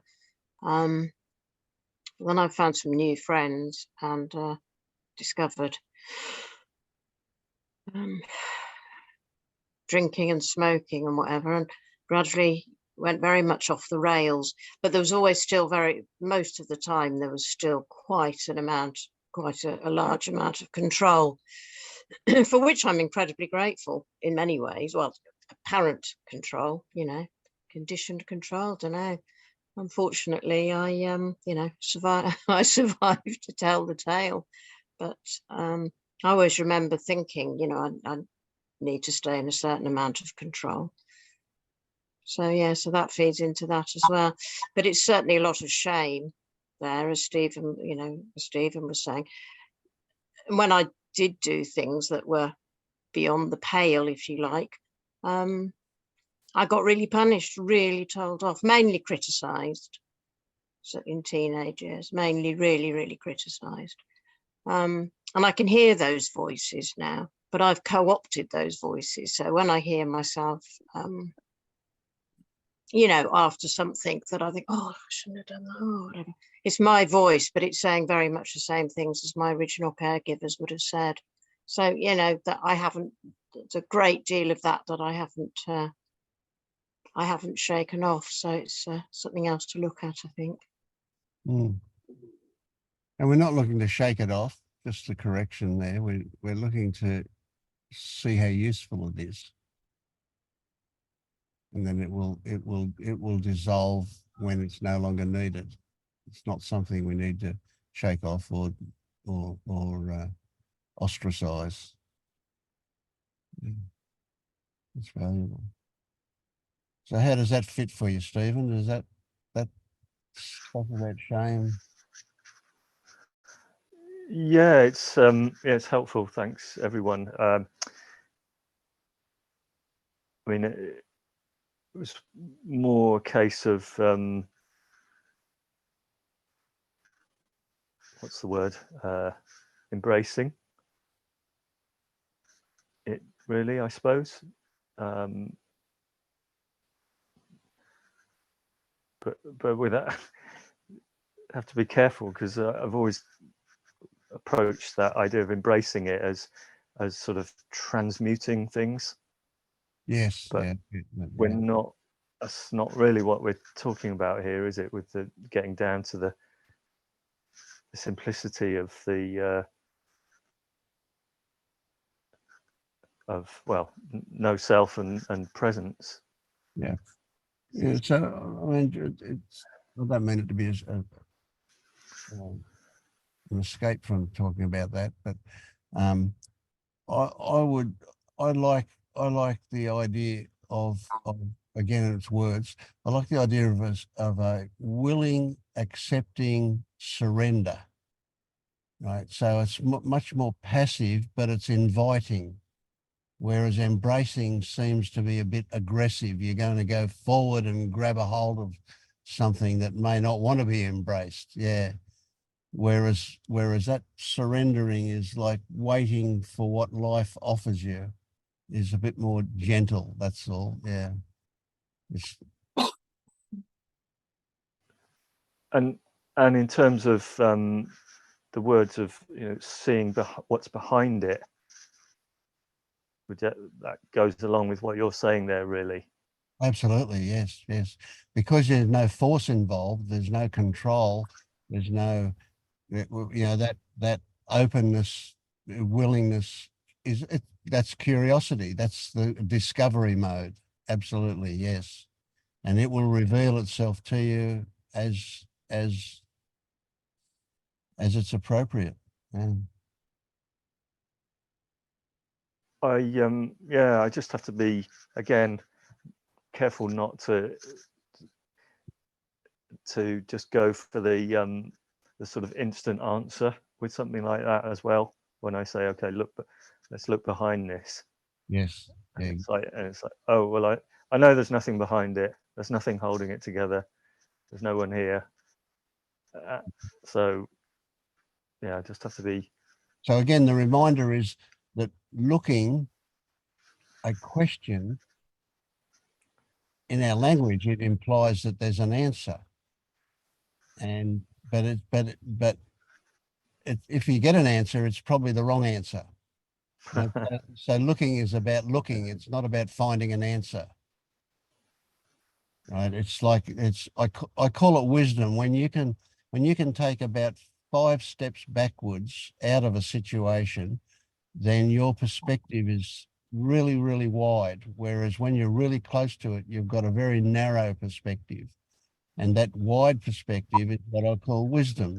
We see lots more possibilities in the situation, but there's no force involved. It's all by invitation. Yeah. Yeah. It's Nice a one. thing. Thank It's you. an attitude. Yeah.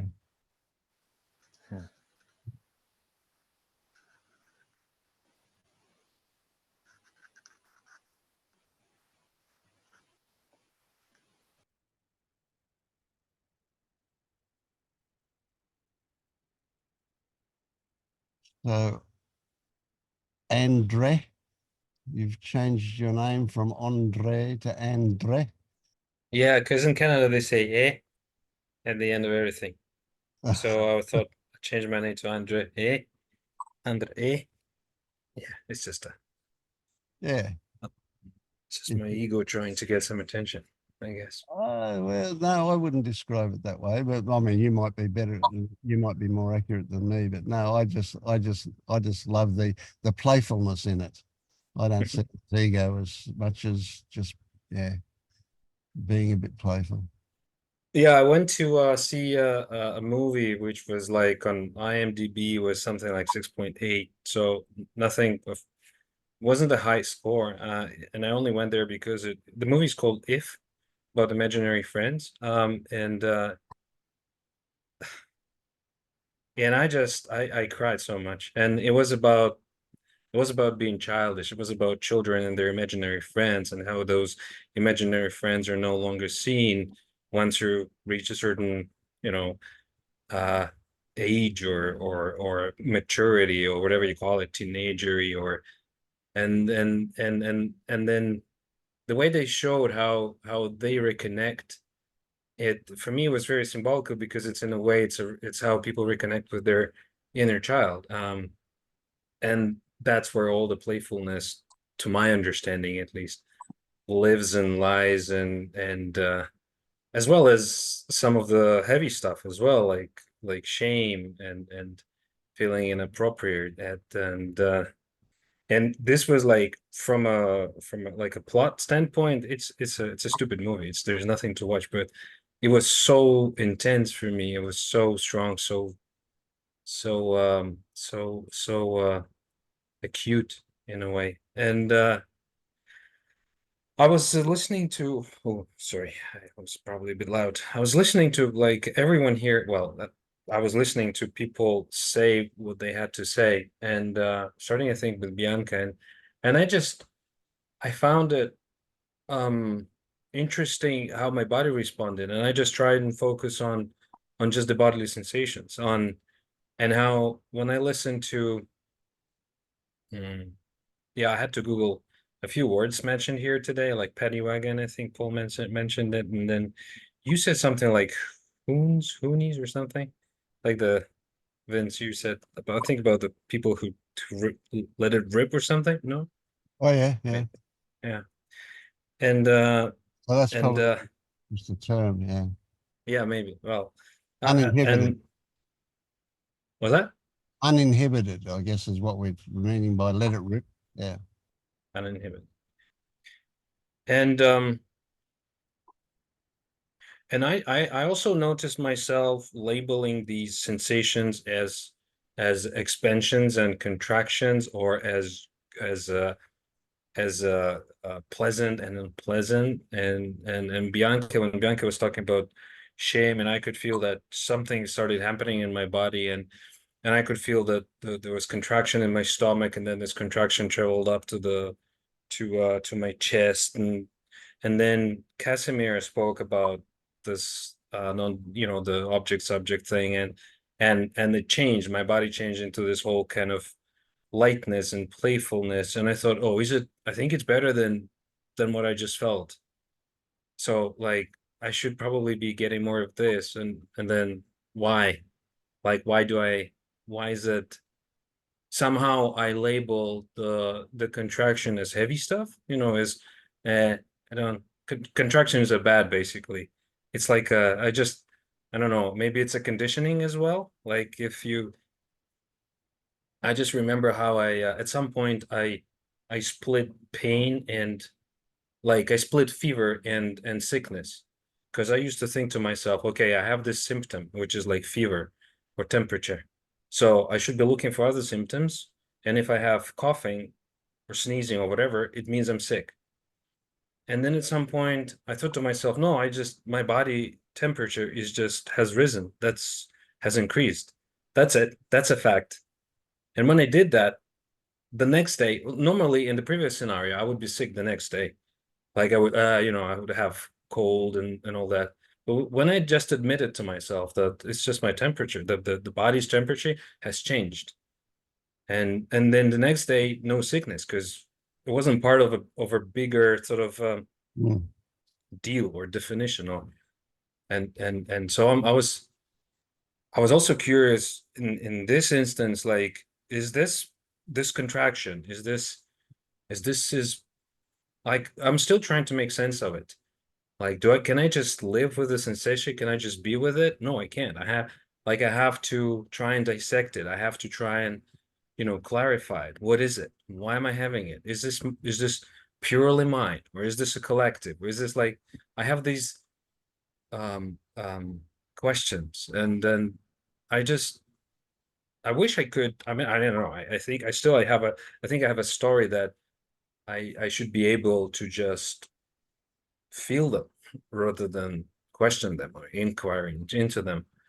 But it's not enough. Like I have to, with each,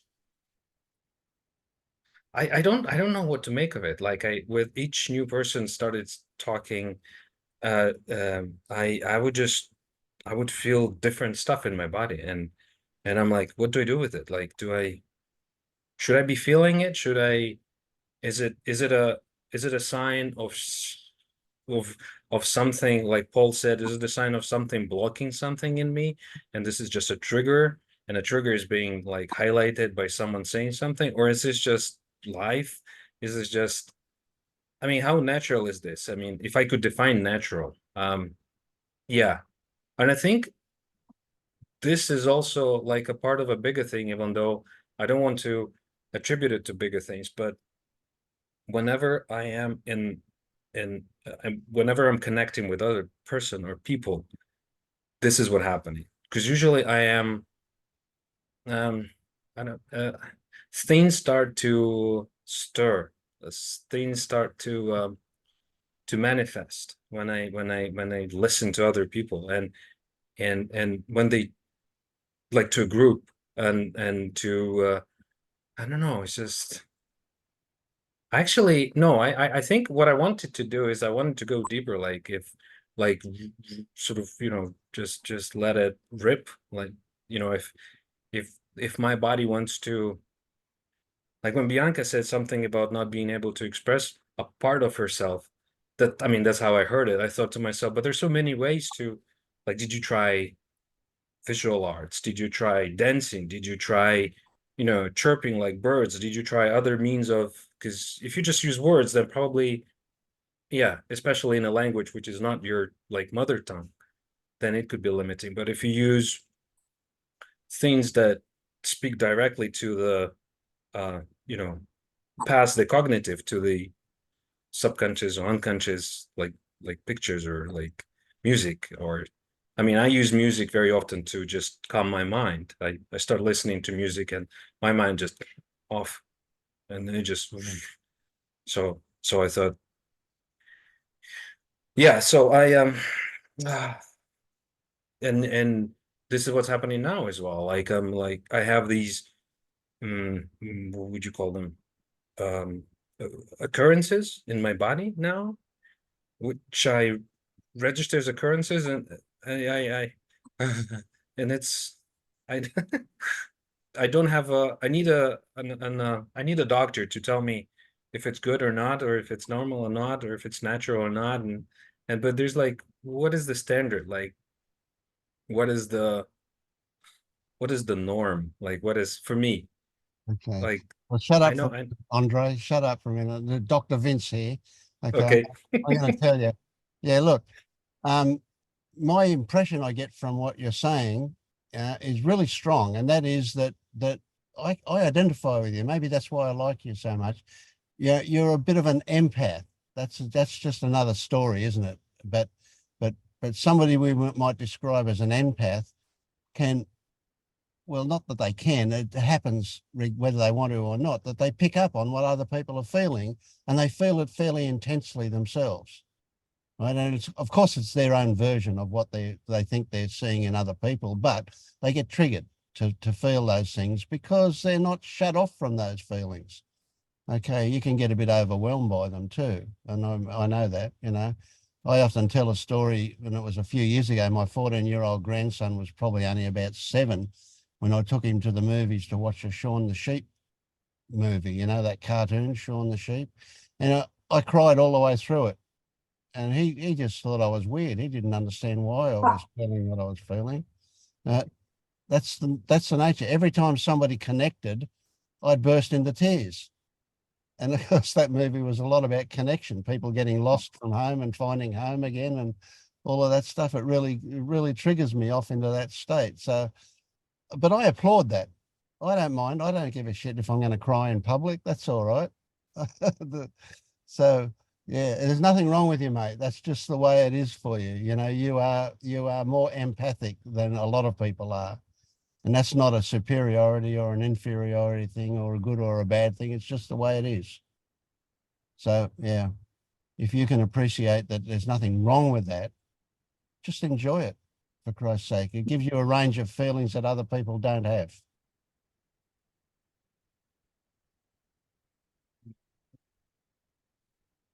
Which often comes a bit with people waking up too. You know, they lose their inhibitions a bit. Or it could be just that I'm getting old. That's another way what that happens. But then there's the idea that,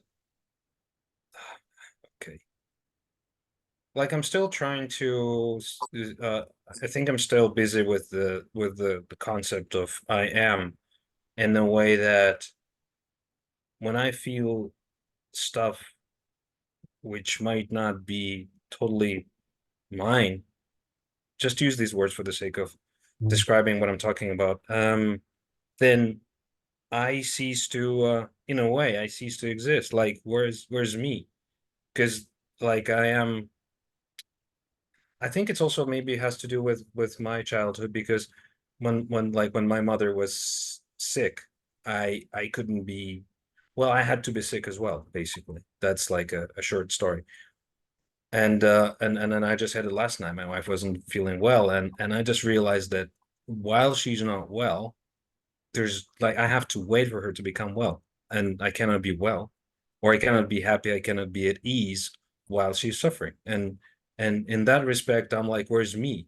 Like, why I become like a function that serves someone else, in a way that like I have to wait for other people to like finish the movie so that then we can do something else. Like I cannot just, get out of it as myself, as having my boundaries, and just stop being part of that and do my own business or stuff. No, I have to like I have to wait for it to and I think it's just conditioning. But then and maybe from a like absolute point of view, of course it's not important, but for me it's like, where's Andre? Like I changed the name, nothing changes. Andre, it doesn't matter. Like there's no Andre. I mean, look, I get what you're saying, and what you're implying is that there's something not good about that, not right about that. Where's Andre? All right. I love the fact that there's no Andre there. Right. This is what we're talking about with waking up. Not that it's just there's no Andre, but what everybody is, without realizing it, everybody is, they're a response machine. They just respond to what the circumstances are all day, everybody. Right. Most of them don't realize that's what they're doing. They think that they're in control and something else is going on. Right. And you're comparing yourself to them and seeing it as a shortcoming when you're saying, where's Andre? He should be here. Right. Well, I think it's great that Andre's not there. But what's not great is that you think there's something wrong with that. yeah, that's true. Yeah. Everybody just responds all day, every day. You respond in a what's the right word? I don't know how to put it. A deeper way. You respond more profoundly. That might be a better way to put it. You respond much more profoundly than a lot of people do. That doesn't make it right or wrong. It's just the way your system is. That meat suit has been wired that way. That's all. Nothing right or wrong about it. Just is the way it is. That's my take on it anyway. Somebody else might have a different story. What do you reckon, Paul? You reckon there's something wrong with him?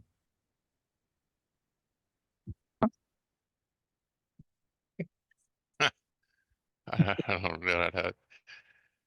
There's nothing wrong with him that isn't wrong with humanity in general, if you want to call it wrong. I mean, wrong is another point of view that I don't really have.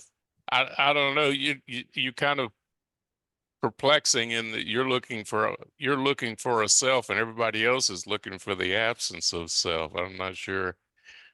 I mean, you're looking for Andre in a sense, and it's like Vince said, what you can't find Andre, and why are you unhappy about it? I mean, this is actually the goal that most people are looking for.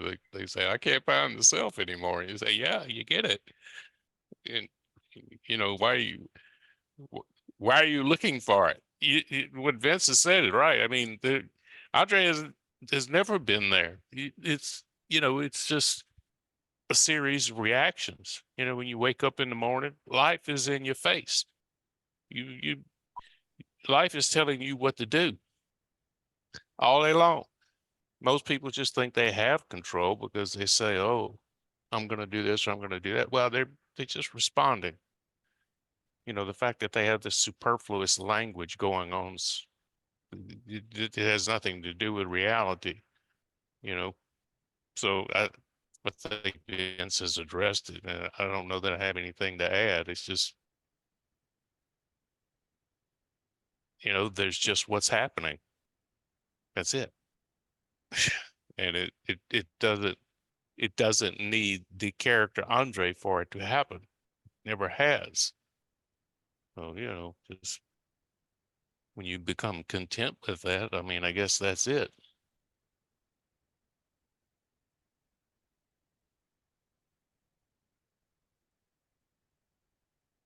Andre, uh, have you watched Pernille talking about toxic starting points Yeah, and yeah, I did the whole chameleon? per part Because per this the second feather thing. Yeah, I watched the I watched the whole playlist, and after that, my kind of spiritual, well, yeah, it kind of changed. I shifted into this kind of dark stuff. I don't know, heavy stuff. Bleh. So I don't want to watch the third one, but I will eventually.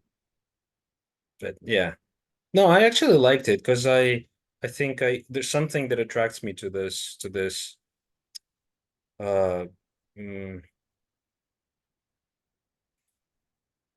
how would you call it, contraction, like the ultimate contraction, whatever. There's, I don't know.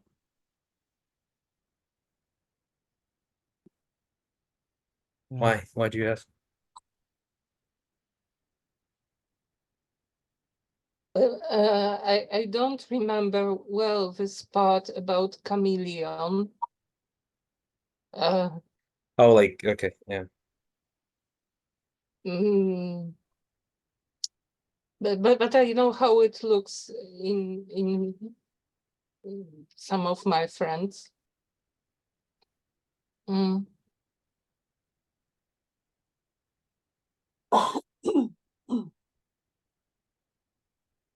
And I remember I responded to all three of them, like the anger, I think, chameleon, and what was the other one? Very similar to chameleon, like, and I thought to myself, like, when I said those, like she used the mantra, right? Like I'm here, I'm safe, I'm here, I'm something else. Like I can't remember, but I would feel that sometimes one mantra would work for me, the other twos won't. But there were occasions where I could see each of them working for me. So I think I have a little bit of everything, but mostly probably, I don't know, chameleon and some, yeah, the other one. Passive aggressive. Yeah. Yeah, passive aggressive. Yeah, that's right. Yeah. I'm here was when I listened to it for the first time, I am here was the strongest probably mantra because I wasn't and I don't want to be here. At least that's how it feels in the moment. And then I sometimes I'm safe also works for me. And can't remember the third one, but it also clicked. I'm loved. I'm what? Loved. Yeah, I'm loved. I'm seen, I'm loved. Yeah. Yeah, I mean they're all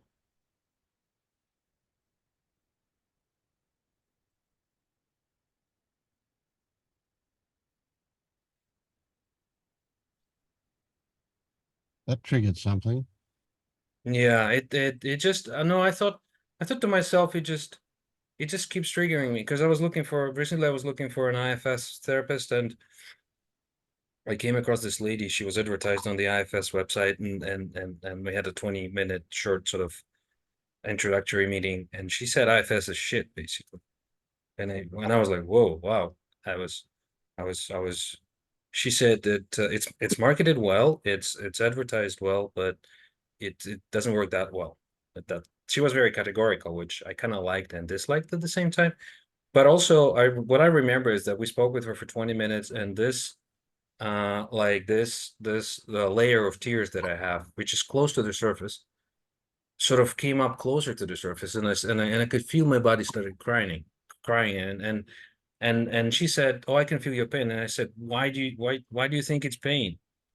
And then I realized that it is pain. It is like there's so much pain and it's so close to the surface. And when you said it now that I'm loved, I just thought to myself with kind of a little bit of desperation that, oh fuck, I'm never gonna be able to fill up that abyss of hunger, of thirst, of being seen, being held, being loved. I'll just keep.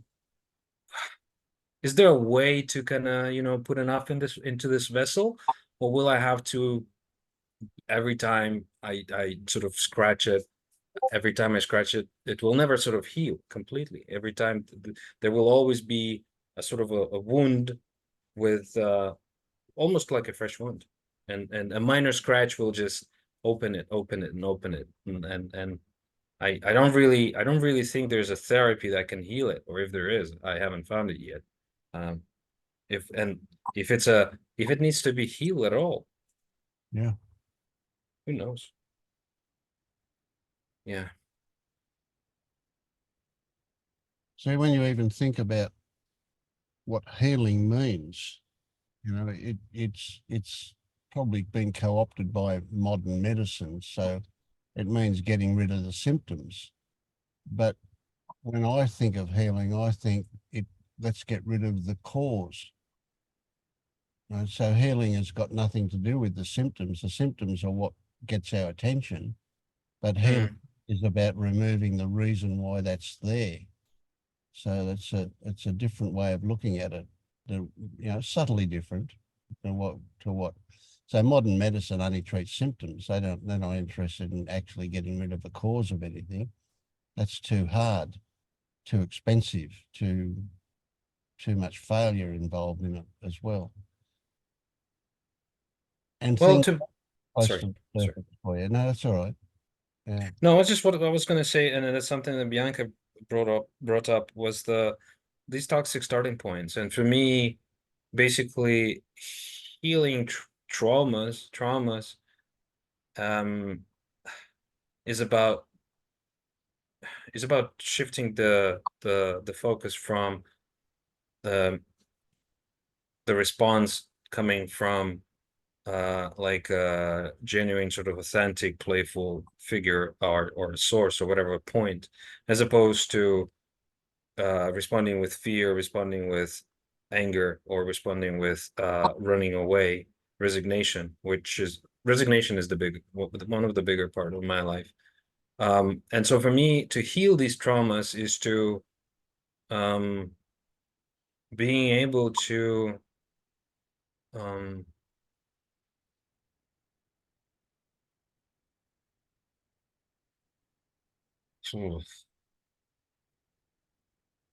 I don't know, being able to respond out of, so most of the time when we have a multi-story building and there's like an elevator, 3 elevators, and every time I go in, I don't talk to people. I try to avoid the eye contact, and most of the time, like 90% of the time, I would just ignore them. And I have also developed my sight is also so bad that I cannot see far, and it's convenient because I don't want to see people most of the time. And I see other people being open and saying, "Hey, hi, how are you?" La la la. And sometimes it's genuine, sometimes it's just it's a pro forma, it's kind of a ritual. But I'm like, and I understand that a natural way for me to be with other people, around other people, is to notice them, right? Is to see them, is to respond to them, is to say nice things about them and be generous and in a way that I can be, or friendly. But I'm not. I'm just most of the time like I'm just a grumpy guy and just trying to don't look at me. I don't want to see you. Don't want to talk to you. So for me, that is responding from trauma as opposed to responding from love and happiness. Well, not that. Yeah, that sounds too from more natural playfulness. Yeah. I get it. I get it. Can I give you a definition of trauma, of healing trauma? The one, the ultimate definition, or the ultimate? I don't know. Okay. Healing trauma, it's meeting your suffering with enough resources, with enough energy in you, so you can be with it. So it's not that complex. and you can meet, and you meet it one piece at a time. You know, you don't have to. You said before that everything that happened just cut you more, cut you more, and cut you more. But maybe you can think about it differently. You can say that every time life brought you some pain, it just allow you to feel a little bit more. And when you feel something, the balloon kind of get a little bit smaller, and smaller, and smaller. It's just a different way to think about it, and it can maybe be more sweet about what's happening. Yeah, it removes the hint of, well, not the tint of desperation and gravenness or seriousness that you talk about trauma. Oh, that's it though. Yeah, like I wish I could add more playfulness to this as well, and curiosity, even though there's all this pain, and still being able to feel that pain and tears, and but still remaining, you know, curious, and okay, this is like part of me that is so, I don't know, vulnerable, and so I feel so much pain. And I mean, we don't have all to, you know, be sort of with gray faces and sullen faces around it. I mean, we can see its pain, but we don't have to be its pain. We as in just me, and I don't know if. Yeah, I suspect that what David mentioned is possibly a really valuable thing for you to do. So we can, if we, it's the monster under the bed thing. You know, when the monster under the bed is experienced as the monster under the bed, it's huge, it's big, it's powerful, it's dark, whatever, right? And we can feel overwhelmed. We can get very close to being overwhelmed, right? Because we're seeing everything as one huge thing. And what David's suggesting is that you can just pick off the edges of it one bit at a time, so that it's not going to take you into overwhelmed territory. Just look at one aspect of it each time. Break it up. Yeah. I think there's a lot of value in that. One of the things that David often says, he pulls me up, I jump in feet first, and David says, let's just go to the edge. Let's not jump right into it. Let's just poke it a little bit and see what happens. Yeah, as much as you can cope with each time. You don't have to do it all at once in one big go. That's when it's, Yeah. Yeah. So what does this look like? Is this just feeling the sensations, or a sensation around it, or how does it, when the rubber meets the road, how do we actually do that, David? Well, it's kind of a tricky question, because there is a therapy answer. Like, I mean, there is this, because what I sense that Andre is talking about, he's talking about childhood trauma. Because often people who they define themselves as empathic, just that because when we are child, sometimes the situation is so bad in our family and around us that to survive we have to check how is everyone, right? You have to know if your father is in a good mood, so you can talk to him, because otherwise he will hit you, he will scream, or so. Instead of just being a child and be focused on playing and on yourself, and you don't care about anyone because your father and mother can take care of themselves, so you don't have to worry about them. So you just be with yourself, you have fun, you scream, you can express your emotion. When this doesn't happen because both of your parents cannot handle themselves, you have to look for them. You know, now I cannot have fun because my mother is sad. Now I cannot do this because my father is this. And so you start to have to develop this strong ability to feel other people's emotions. But often it arises from a survival perspective. It doesn't arise from a kind of opening perspective. So within this, there's a lot of complication within that. So when I say that you have to go slowly, because often when the imprint is in childhood or babies or in the womb, even in the womb, it goes very fast. It goes very, very fast, and it goes so fast that we don't even realize. Like when we speak, sometimes we kind of we start to speak very fast, right? It's one of the things. So often you have to go very, very slowly. And to be very practical, for example, if you enter into an elevator and there is someone and you feel uncomfortable, well, you can just feel this sensation of being uncomfortable. Maybe it doesn't seem like much. It's already something, you know. It's having this ability to be with what is present slowly and a very small triggering event. Because often what Andre wants somehow was understood that there is this pain coming up, right? And it's a lot, it's too much, right? But you can feel your hand right now, right? You can rub your hand, and this is a sensation. So when you are with a sensation, you are already connected with your body. And if you develop this ability of feeling the body in a normal way, like you feeling your feet, feeling your chair, your butt on the chair, feeling the wind, you develop this ability to be more with sensation. And the more you are with nice and pleasant sensation, the more you build up the resource that will allow you to feel the pain also.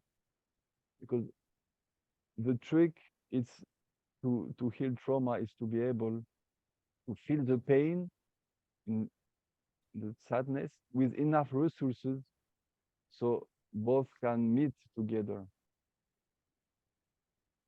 Because if you meet the sadness without enough resources, you kind of feel into the void. I know because I've met, it's a sensation that sadness is endless. It's like sometimes it's located somewhere. For me, it was in the plexus, and it's a void that you can cry for years and you feel that nothing will happen, because you meet this without enough resources. And sometimes, and when I say resource, I mean be able to be with the sensation in your body without dissociation.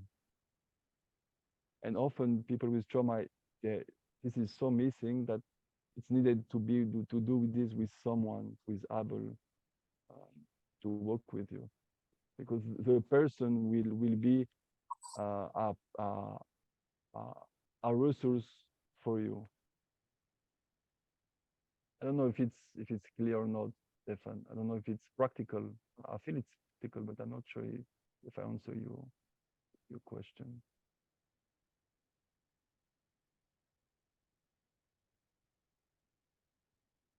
So David, that was clear. sorry. So I was wondering if in the elevator this scenario keeps repeating itself. It means that I start to feel something and then I just disassociate, right? And then I'm not able to fully be with this whatever I'm feeling, because I just eject from the body, and that's why I don't feel there's a progress, like it's changing.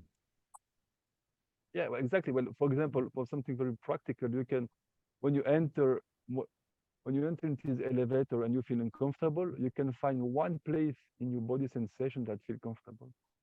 It can be very silly, like your feet, or maybe you just feel your phone. It's like, the sensation of feeling my phone is good. So you stay with what is good.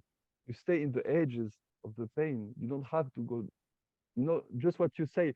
I cannot feel the full of the, exactly, because a part of you just want to heal, but when it goes there is too much. So you can just go in the edges, just stay with what is comfortable. And doing this, you will repattern, and you will remember that in every painful situation, there is always something that is that will allow you to go through. But you can, but do very, very simple stuff. And it seems simple, but it's not simple. If you dissociate in an elevator with someone, that means that you are very, very active inside. That means that it's already too much. So just do very simple things. Feeling, you know, I mean, really feel. Not don't think, just feel your feet, or you know, try to feel something that allow you to stay in the elevator, and that's it. You know, nothing more. You mean stay and stay with the feelings? Because I am still in the elevator, but I just shut off the. I don't look at people. I don't, you know, because it's. Yeah, because what you don't want to look, my guess, what you don't want to look, it's you don't want to feel what makes you uncomfortable. So now the solution you have, it's if I dissociate with what is triggering me, I will not feel this uncomfortableness that I'm feeling, and I don't want to feel this.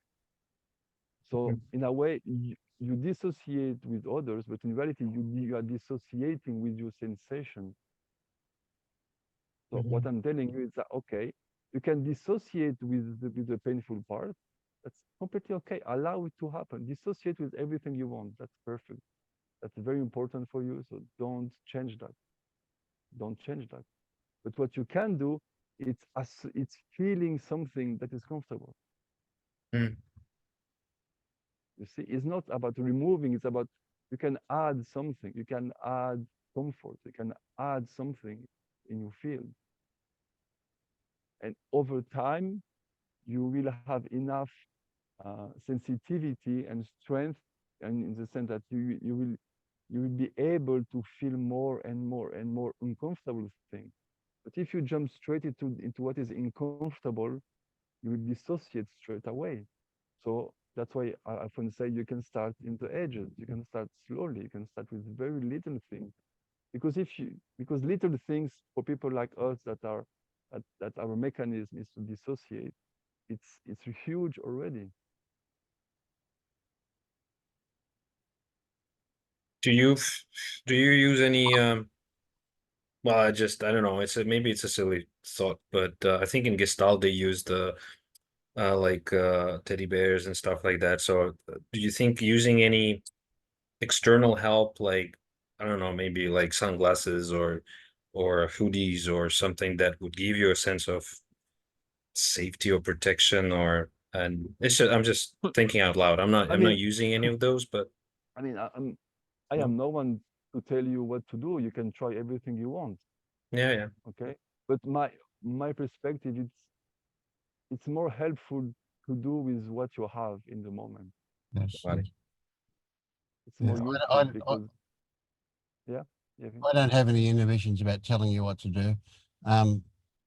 But yeah, so using sunglasses or something like that, that's just going to make the whole thing worse, right? Essentially, what David's suggesting is put your hands in your pocket and feel how your hands feel in your pocket close to your body. And if that feels nice, that's a good place to start, because it is in your body. You're not escaping from your body, because although you're not going after the uncomfortable feelings, the bad stuff, you know what you're doing is you're still getting into your body. Just feel your fingers in your pockets touching your leg, you know, and does that feel nice? You know, so there you are in your body, and that's the start. That will lead into other things. As David was saying, as you get more stability, you'll get stronger, you'll get closer to those things that you saw was uncomfortable before. But at the moment, those uncomfortable, all you want to do is escape from them, eh? Because they're a bit overwhelming, too much, right? So you don't even have to look at anybody in the face in the beginning. Just put your hands in your pocket, and how does that feel? Or how does your feet feel on the floor? Or how does your back feel against the wall if you're touching the wall, right? It's just anything to be in your body instead of in your head. And then as you get more comfortable with that, right, glance at somebody's chest, and then back away and see how you're feeling, check how you're feeling. And then one day you'll find that you'll look them in the eye for an instant before you'll glance away and check how you're feeling. And after that, you'll find that you can keep looking them in the eye, and you can, and when they see you looking in the eye, you're going to say good day, and they're going to say good day back. But it's, you know, a progressive thing. I think that's what David's saying, you know, go with what you know, what's comfortable as a start. Andre, you have children, right? You have a family. I hope, but no, not at the moment. I mean, I have millions of them, but they're not, you know. No, sorry, you have a children. You have No, I don't have children. Don't have, okay. But one thing that you can maybe imagine, because when you dissociate, often you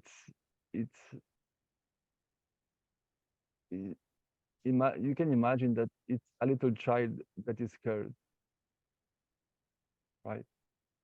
So if you imagine a 4 years old child that is lost in a New York metro, right? Yeah. Like he's alone. It's just like he doesn't know where he is. It's busy, it's dark, it's messy, it's like disgusting, and he's like, what the hell I'm doing? I have no idea what's happening. Yeah. And he dissociates there, right? So if you go to this child and say, feel your pain, feel your emotion, feel what is there, I mean, it's nonsense. You know, it's like it doesn't make sense. You know, it's dissociation. It's a mechanism of survival, and we start very young. We start even before we can start to speak. Yeah.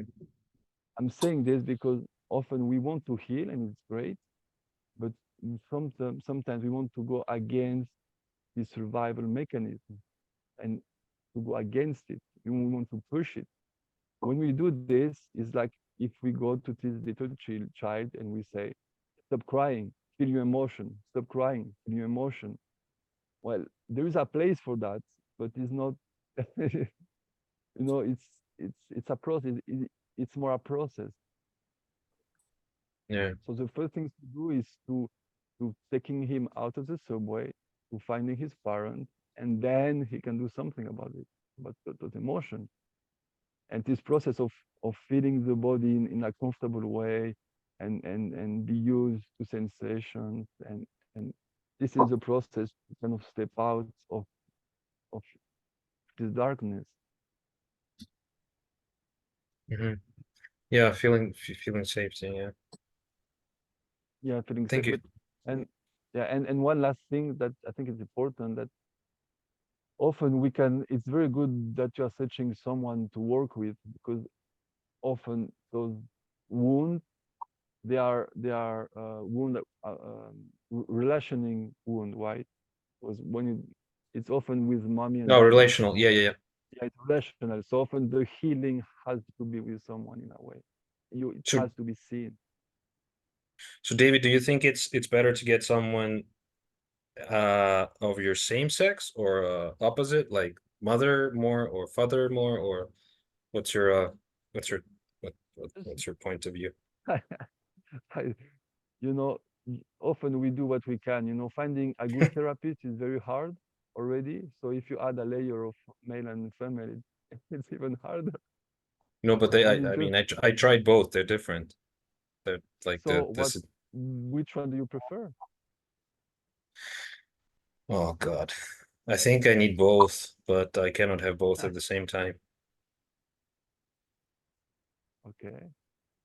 Because there's like something from mother and something from father, and Yeah. then they're just different, but they're like, from my experience, they're both very intense for some reason. Okay. Well, I don't have advice on that, you know. Okay. Follow Okay. your I'll share if I find out something. yeah. Thank you so much. Thank you, David. Thank you, Vince. This was like very practical, and Yeah, I'll try it. Thank you. Mm.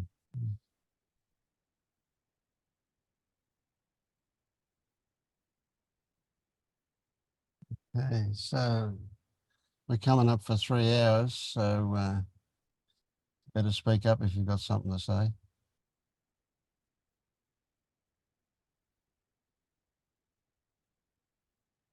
No? Come on. How are you going, Dennis? Let's hear that wonderful Irish lyrical sound again. Hi Vince, hi everybody. Can you hear me? Yeah.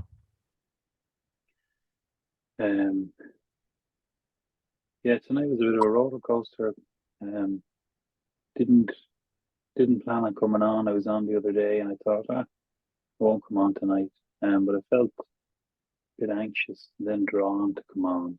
And then it was like for most of the conversations I was just underwater while everyone was splashing around on top and feeling a lot of sensations in the body, a lot of chest, heart palpitations, worry that I'm going to die, my heart's jumping around, it's pounding.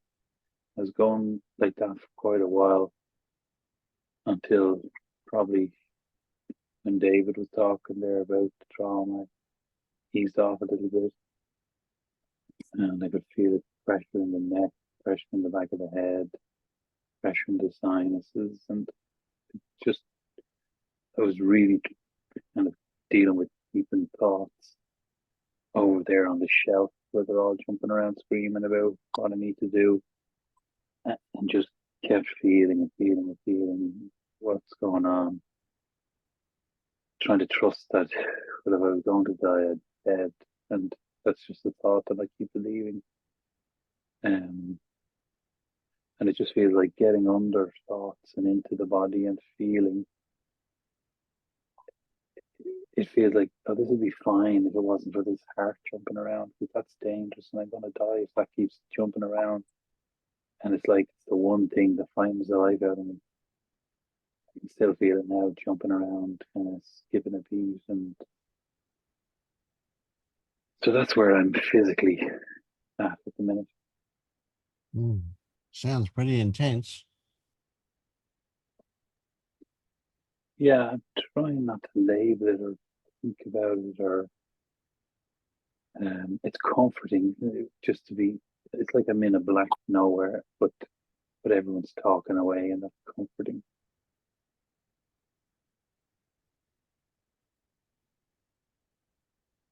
So that's kind of a bit of a interesting one. So it sounds like you're saying you're essentially disconnected from whatever, I don't know. But when you're hearing people talking, there is a slight, there is a comforting connection there. So you've got connection in the midst of disconnection. Is that accurate? Yeah. And that connection is a place where everything's okay.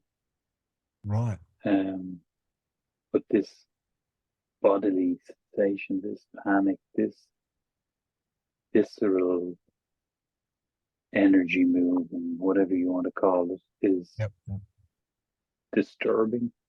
And big.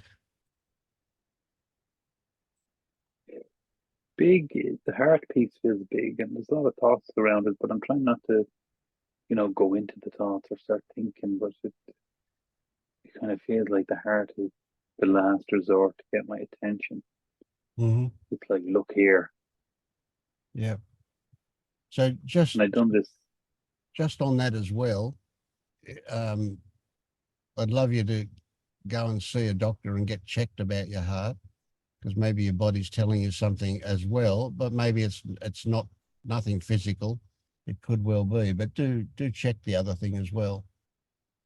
No, I did. Sorry, Vince, I should have said that. I did. I checked it before Christmas. Got everything checked. Everything's perfect. Great.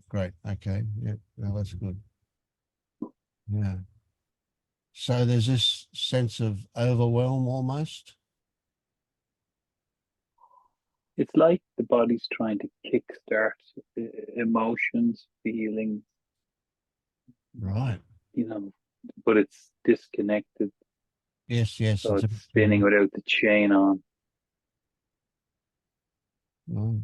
So previously, would you say that the body has been very successful in keeping you away from that stuff? Yeah, I would say so. Very physically active all my life. Younger years, a lot of martial arts, channeling energy, that kind of stuff. And up to a few years ago, I was busy. Felt like I had the energy of three people in my body and did a lot. And even Mm. today, I spent a lot of time in the gardening, doing a lot of physical stuff. And again, these are thoughts, but it feels like that's a way of keeping busy so I don't have to maybe feel. Yeah, yeah, I yeah. notice lately waking up in the mornings and just as soon as I'm awake, feeling uncomfortable in my body, just Yep. the feeling of being uncomfortable. Once I Needing get to up and get move around, busy, it lessens. Yeah, needing to get busy to get away from that stuff. Yes. So yeah, yeah, that seems to me like a pretty major insight, that you can see that your activity, your busyness was a way to avoid all that stuff. That's a pretty big insight. yeah. So now it's a case of, well, how do we make use of that? Another weird story, but anyway, how do we make use of what we're seeing? The fact that we're seeing that we were busy to avoid, and it's a little bit like Andre's thing, you know. We're close to this sense of being overwhelmed, aren't we? It's so huge in a way.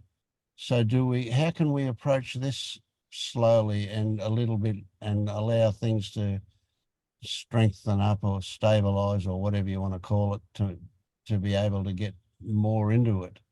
How do we just go at the edges a little bit, nibble away? Yeah.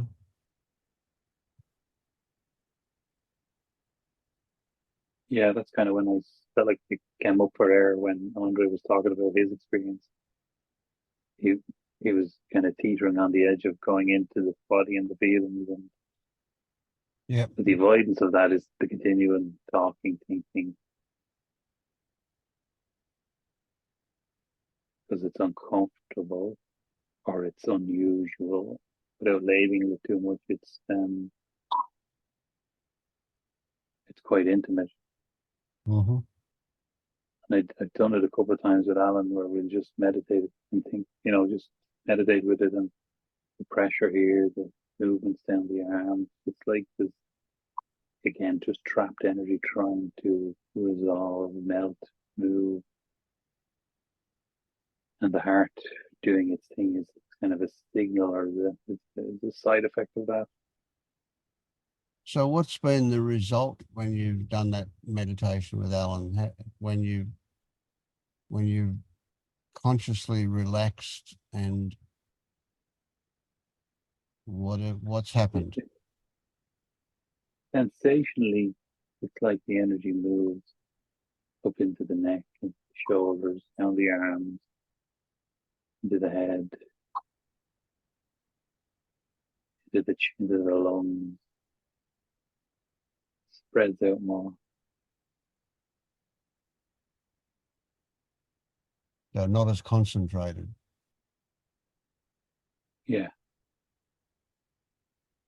But it's also like if someone was like, I remember being in grief and crying, and it feels like how the body would feel if it was in that state, but what's missing is the tears, the emotion, the flow of energy and peace, and like half it's here with the other half's somewhere else Mm. or blocked. Yeah. Do you think that's maybe a way that you've instinctively found to manage it easier?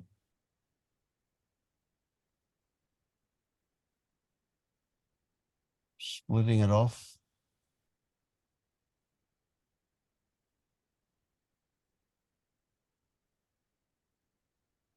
I think I've managed it over the years by not allowing it, not feeling it, Mm. kind of shutting it down and using the mind to kind of manage and override it. Yeah. And being the strong one, being the one who can be relied upon, being the one who has it together.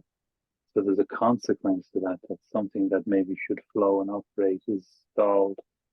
And it's like now it's like an old tractor trying to be started up again. It's fluttering and kicking and Mm. Mm.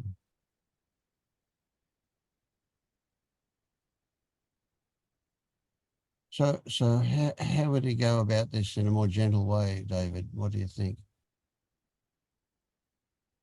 It's kind of hard to see the edges of this to grab a hold of it a little bit, maybe. Yeah, first, I want to recognize that.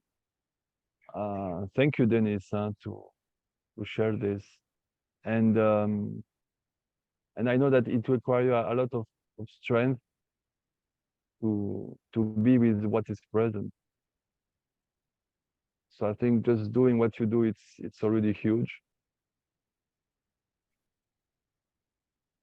And I heard that for you, being in that place while listening to us talking, but without talking directly to you, was a resource, was something comfortable.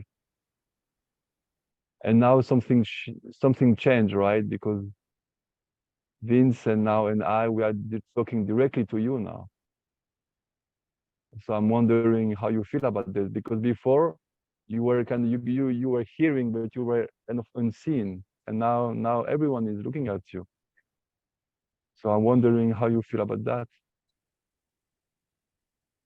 yeah, and I really resonate with what you were saying earlier on, David. That's what kind of got me back in the room, for want of a better word. But it's like I'm showing up here now, not with my head and thoughts and my personality. I'm here in my chest and my heart, and my, this area is here. And it's a bit more battered and bruised and vulnerable and heavy and yeah, that's what's here at the moment. And does this heaviness and vulnerability feel comfortable or uncomfortable?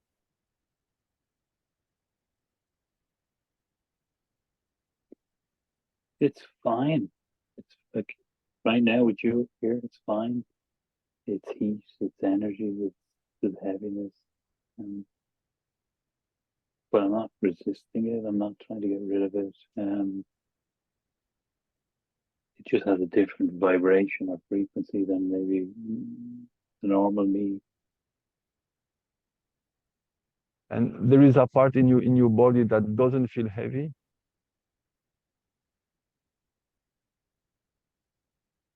Yeah, I noticed that actually. My legs would always feel lighter and more free.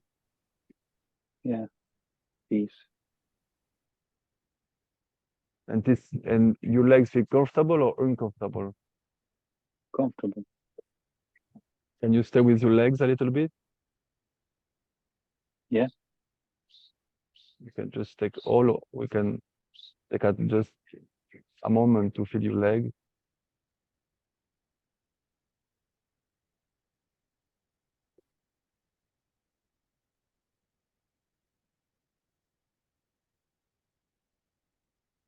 And because your legs feel comfortable and the upper part of your body feel heavy, so there's lightness in your legs and heaviness in the chest. See if you can feel the legs until you touch the heaviness. Exactly. This is it. You see? This is it. Yeah. Feel the leg. It feels like coming up through the legs and the stomach. It's when it hits the solar plex, but just below the ribs is where the tightness begins. Okay. Can you stay there for a while? Feel the legs and feel into the solar plexus and stay with this a little bit.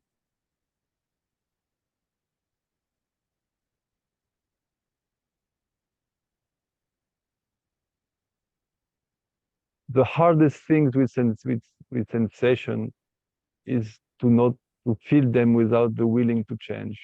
This is the hardest thing. And this is what I am inviting you to do now. I'm pointing you to places, but I'm not asking you to change anything about them, about those places.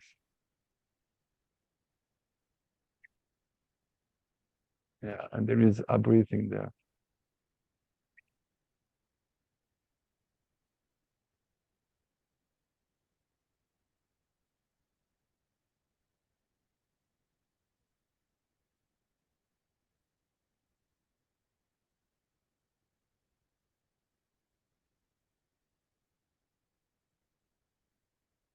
Another one.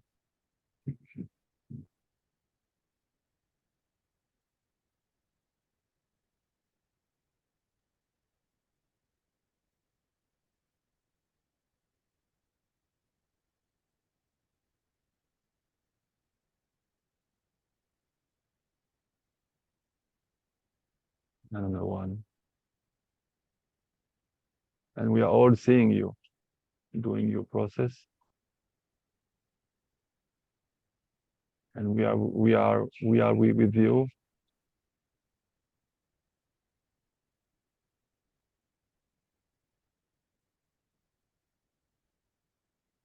And I believe that no one here will want to change you or do anything. We are just with you, with no purpose or intention. No one is talking, but we are here.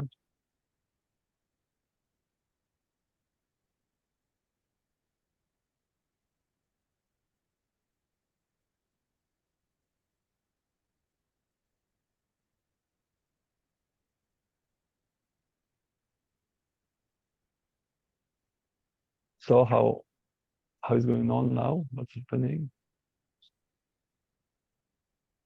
I've been just feeling the entire body, head, arms, chest, legs, gut. Just all feels alive. Chest feels like, you know, there's a rope around it, restricting it. And that's what the big breaths are for, to try and relax it. Mm.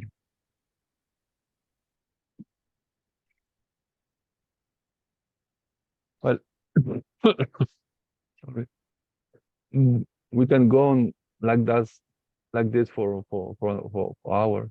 But what you see, this is a very good example.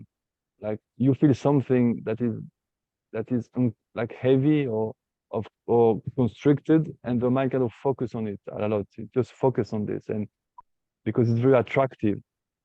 But the way to kind of to bring harmony into sensation is to feel the counterpart, and that is what is the opposite of this in my body. And when you just feel this other part, it will just expand, and it will often touch the contraction. And if you just stay with this, things happen, things change, and after it change again, and you do this again, and you do this again.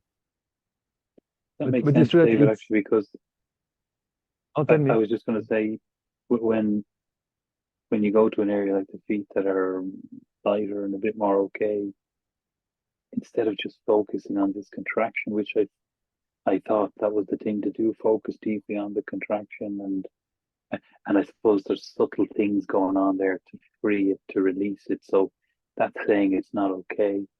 Whereas when I follow down to the feet, it's like this contraction comes with me and kind of equilibrizes a little bit into the body. Great. Yeah. Yeah. Yeah. Exactly. So often when we start with what is easy, there is often this belief now it's in this modern therapy focused perspective that a lot of us have, like you have to feel the pain, you have to go into the darkness of the soul and the self and the things, but often it can be very easy and very comfortable. Though it really doesn't have to be a whole suffering journey, you know. So yeah, Yeah. great, thank you. Denise. No, that's But good it's to true. hear. Yeah, and Tell me. no, it's just the way you said it. It's like there's all these assumptions, and no, I wouldn't call them thoughts because they're below thoughts. But it's like, yeah, this is a battle. This is going to be tough. This is painful. This is contraction. I have to, oh, well, release. And you're saying, oh, go down to your toes where everything's nice and just be there and be curious and see if the energy follows. And there's nothing to fix here, essentially. So that's kind of an evolution of the practice I've been doing lately. So I'll continue to do that. Yeah. But the Yeah, heart to settle down. Yeah. Oh. Yeah, it's great. Yeah, continue to do it because often, I mean, that's why I think non-duality is very healing, very therapeutic, even if it's not directly therapeutic in a way. Because it's like if you take a blank wall, and it's the whole wall is blank, right? And you put one dark dot in the center. Your senses will focus on the dots automatically, just like there is a dot there and it shouldn't be there, and the whole story starts. And this is kind of the contraction in the person, the stories. And non-duality tell you, yeah, this is there, but there is an infinity around that is pleasant. So why don't you connect with this pleasantness around it and see what happens? Yeah. And when you connect with this hugeness, the dots kind of expand, but it become gray and become more white and become more and things change. But it's not. But we don't. I mean, my perspective, we don't really address it directly, and this is kind of one of the key often, not address directly darkness.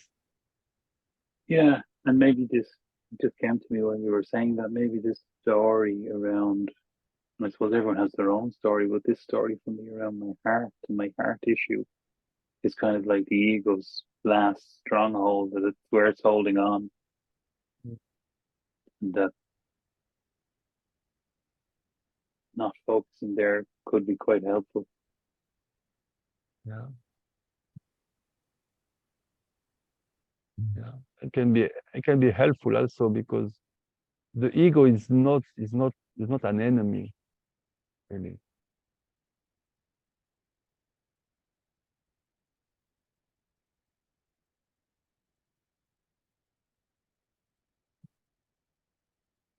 I want to thank you, David. I really appreciate your gentleness, and my inclination is always to jump in with a hammer and smash it. And you have another way that's teaching me a lot. I love it. Thank you.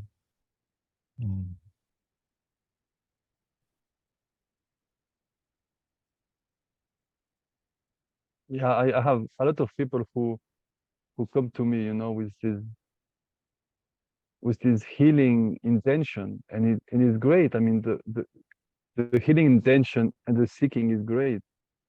It's just that sometimes there is so much energy behind it, and there is so much focus and intention to heal that often it the same energy. It's kind of the is the issue to the healing, you know. So it's sometimes it's taking things slowly and kind of distracting. It's a very interesting way to go. And I don't know who, but often here we say that people kind of wake up and things happen when you are not aware of it, when you do very mundane things, and you know you wash dishes or you are at work and things change. So it's not always out of will that healing happens. Thanks, David. Yeah, thank you, Dennis. David, can I ask you a question? Yes. Have you seen people when you suggest to them to go to that comfortable place in their body or spot, have you seen people not being able to find one? Like, yes. What happens then? Like, is there a recipe for people like that? Well, it's very difficult because there's no technique or easy way, you know. This is very dynamic, and everything changes constantly. So maybe one day feeling your heart is very pleasant, and the next day it's horrible, and it just everything changes constantly, because so because it's very hard to say that there's no specific technique. So I cannot really answer your question, depending case to cases, but often people who cannot find one place that is comfortable in their body, that means that they are so disconnected with their body that there is often a process of handling stories and belief before, and tipping into the body very slowly. And what can be helpful, it can go very slowly with this.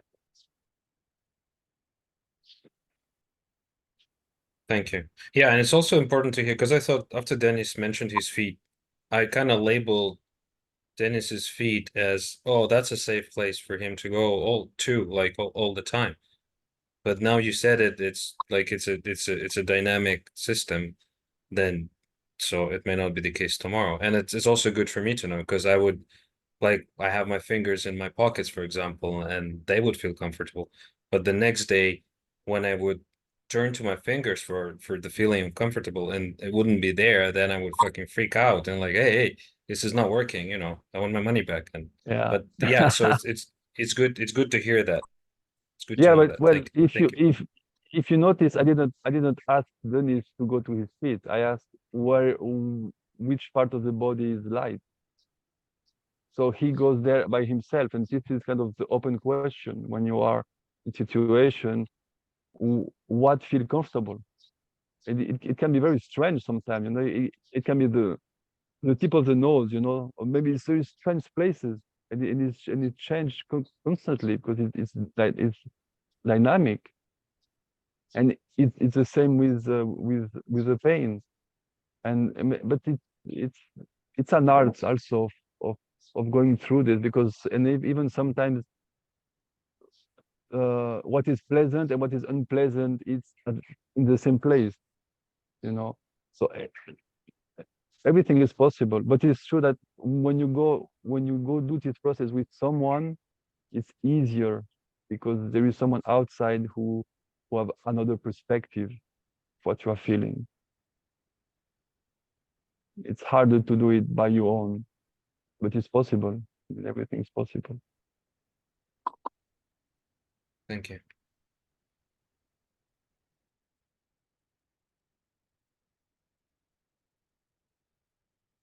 How's things been for you, Leonard?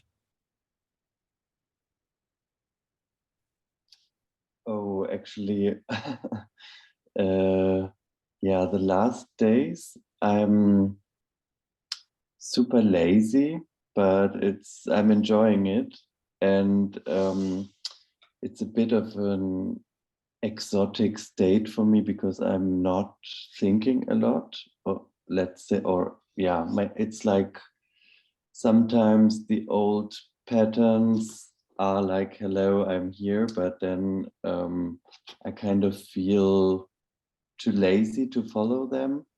So that's not the usual thing for me. So, but yeah, I'm quite enjoying it actually. But yeah, today I don't have a lot of things to say. That's good. It Sounds would like you're feel kind of artificial. I don't really feel like talking a lot. Sure, that's okay. Yeah. Sounds good though. It sounds like you're still in discovery mode. And I like that. Yeah. Right. What about you, Don? How are you been going? I've been falling asleep pretty vigorously in the last hour or so. I feel there must be stuff there I have to listen back to. Not because everybody's boring. Yeah, exactly. No, it's just it's a resistance thing. I think when I don't want to hear something. But one of the things David was saying about resources, I feel that over the years. I guess a positive thing to say, in the last couple of weeks, I was able to do a couple of sort of inner child things for myself that I felt I got somewhere with, or I was able to bring a little bit of support to, and or feel a bit confident about, and bring resources to, I suppose you could say, presence or something. And I would say that's the first two times ever I could do that for myself. And I think like I've been doing stuff like this, even with the help of therapists for years, and just feeling overwhelmed by stuff and never bringing any support, not being able to find safety, even with someone's help, and just going through stuff over and over and just never getting to the end because it wasn't being healed, sort of thing. So it's weird. So I think I'm making maybe a little bit of progress with people, with some other people's help, you know, with therapists and stuff recently, but I find it hard to trust that is actual progress, because I had so many years of not really, I mean, finding any safety here anywhere. It's been very hard. So I just say that if it worked a couple of times the last week or two, that's a good sign maybe. But it's hard to find. Yeah, it's been hard to find that. Yeah. Somebody recommended this course. I'm not sure if I mentioned this last week. Someone recommended this course called Primal Trust. And it's some website person who did, it's for what's it called, people with dysregulated nervous system and stuff. So I'm doing that now slowly. But yeah, so I don't know, what am I saying? Yeah, it's good that I had those couple of good experiences recently. It's also kind of also what happens a lot of the time is I think what happens, a little bit of insight or clarity sometimes, and I think, oh, that's good. And then just fucking overwhelmed then for days of just complete intense depression and shit. I'm like, oh my God. So that's kind of, yeah, that's kind of been what it's been like. A few bits of insight and clarity, and then just intense. Yeah. So yeah. So I mean, it's a bit blasé to say that those little insights are really significant, but especially without recognizing that sometimes the response to those good insights is a rush back of overwhelming of the heavy shit, you know, that comes along, that kind of, you know, we you know, that little insight can leave you feeling vulnerable and threatened, so the other stuff kind of rushes back to protect you again. Do you think that's kind of how it's been? Has there been Something a like reaction? that. Yeah. I don't know how. I mean, it doesn't feel very protecting, you know, but I mean, I suppose for some kind of backlash, I don't know how, or some mechanism, I guess, that's used to being here. And so I don't know how it doesn't feel particularly protecting to be overwhelmed by hopelessness and sadness for days at a time.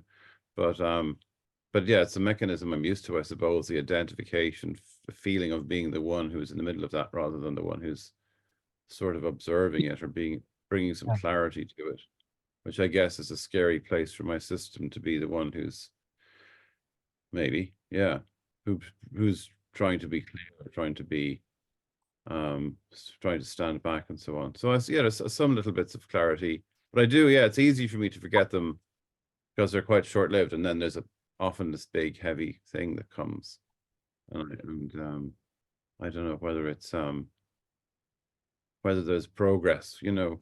And you might say, what progress mean? But, you know, yeah, it doesn't, I don't know whether there is progress. It's just a litany of stuff, you know. But yeah.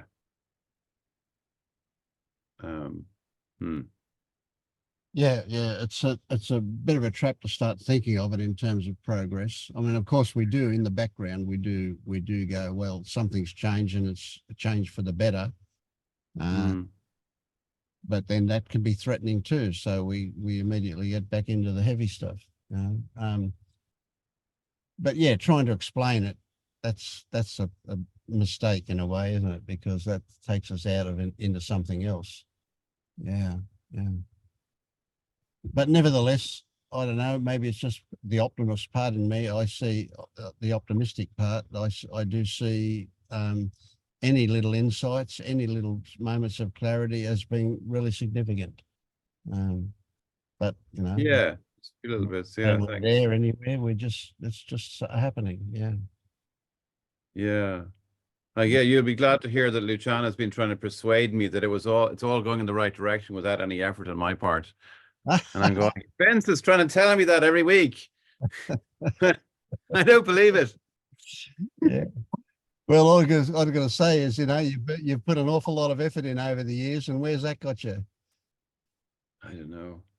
Yeah. It still doesn't seem. I'm presumably I'll see it in hindsight at some point, but Yes. for now I feel like, yeah, it genuinely seems like this. My observation still seems like if I, whoever I am, make no effort, it will just be identification and daydreaming and feeling sorry for myself and all that stuff. And unless I make a clear decision to stop doing that and to be present and grit my teeth and stop that pattern and watch some meditation or do something, I can get myself out of it by doing that. Unless I make that decision, it just continues in daydream. That's what it seems like for now still. Yeah, I get that. And look, let's not I don't know what the right word is, delegitimize those feelings. They're real, those feelings, that but it's an illusion. The feeling is that it's real, but the actuality is, from another perspective, is that it's just the way it seems to you. Okay, but again, you're right. You'll only see that in retrospect. You'll only see that when you're out of it. You'll turn around and you'll go, "What the fuck was that all about?" But while you're in it, it's something else, and we got to accept that that's what it is. That's something else. Yeah. It seems. I mean, I have observed a few times watching the commentator commentating a fraction of a second after everything is happening, pretending he's in charge. But in this case, it doesn't seem like that yet. It still seems like I have to decide. Yeah. Yeah. And look, don't get me wrong. When I keep saying, that these things happen by themselves, they're just words. Okay. And you might get glimpses of that because of those words from time to time, but there's nothing to do. There's nothing you can do to make it happen. Right? The idea that you can make it happen is just another escape. So you can't do anything wrong.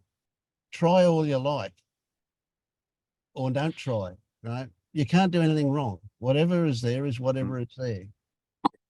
So you just settle in and relax, enjoy whatever it is that's there. Enjoy the pain of it if it's painful. But it's going to move fastest when you're not fighting it. That's so funny. Yeah. I assume that's I assume there's a reason you keep telling me the same thing, because it's the right thing for me to understand. But you can't make yourself understand it either. You've got to experience it, and then and you will experience it in the beginning in only little moments, little flashes of it, so tiny that you can miss them. But then they'll grow. I don't know, in some way it feels almost terrifying to accept that there's nothing I can, or something, because it feels like, as I have described, that the habitual patterns are so strong that I'll just be gone with those forever.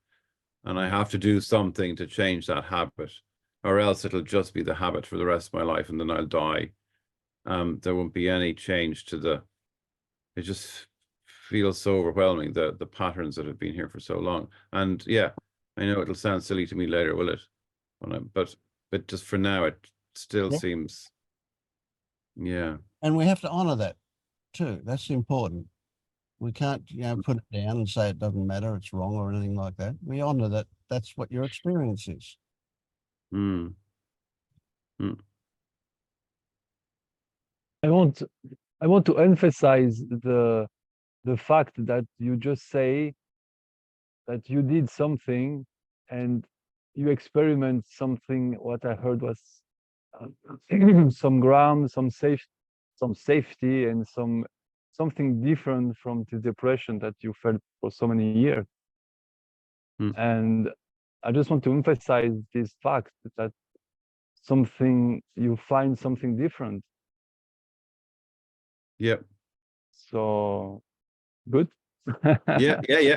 That's good. It's very small so Yeah. far, but it's good. I've noticed it. Yeah. it's Yeah, but something if you see, it's not small. I mean, Yeah. from what you say, it's not. If you have years of depression, and suddenly you see light, I mean, it doesn't seem small to me from my perspective. Oh yeah. It's yeah, no, it isn't. No, that's true. It isn't. Yeah, I had a session with someone on Wednesday that didn't work out I was just a bit sad after it. And I was able to sort of fix that myself afterwards. I was able to go in and do it myself and make it work out better, kind of thing, or give myself more resources than I got even during the. I was like, ooh, I never was able to do that before.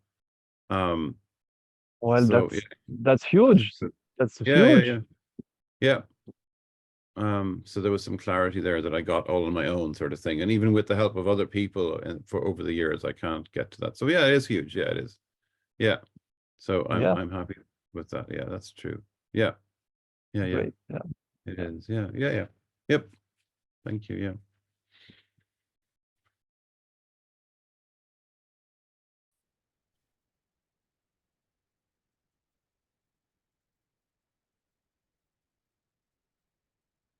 Okay, can y'all hear me? Yeah. Yeah, okay. Something happened this morning and I tried to process it, but well, let me just tell you what happened. Okay, so we had a girls' weekend. I'm with the girls, and two of them keep getting on their phone this morning. You know, we're sitting around talking and they're flipping through their phones. So I said, oh, I guess I should pick up my phone. It looks like it's phone time, you know, and one of them laughed. And then we kind of started talking again. And then it happened again. So I sat there stewing. So later I kind of figured this one out. But anyway, I sat there stewing. And then finally I said, this is ridiculous to myself. I don't need to be here. So I got up and I said, I'm going in the back to get dressed. And they go, oh, what's the matter? You know, and I said, nothing. If y'all gonna be on your phones, I'm gonna go brush my teeth. And I went in the back and I was like, okay, is that a trigger? Is like that was so silly. Like, so then I'm trying to, the brain, you know, like, okay. And then I'm like, okay, get in the body. What are you feeling? I didn't feel anything in the body. And then I thought, okay, maybe it's anger, you know, and it's like I'm trying to put something there and I don't really think anything was there. I think I just said, I don't want to do this. I got up and I left, but I felt like there should be something in my body because I had some kind of feeling, but I couldn't process it. So any ideas on how to process?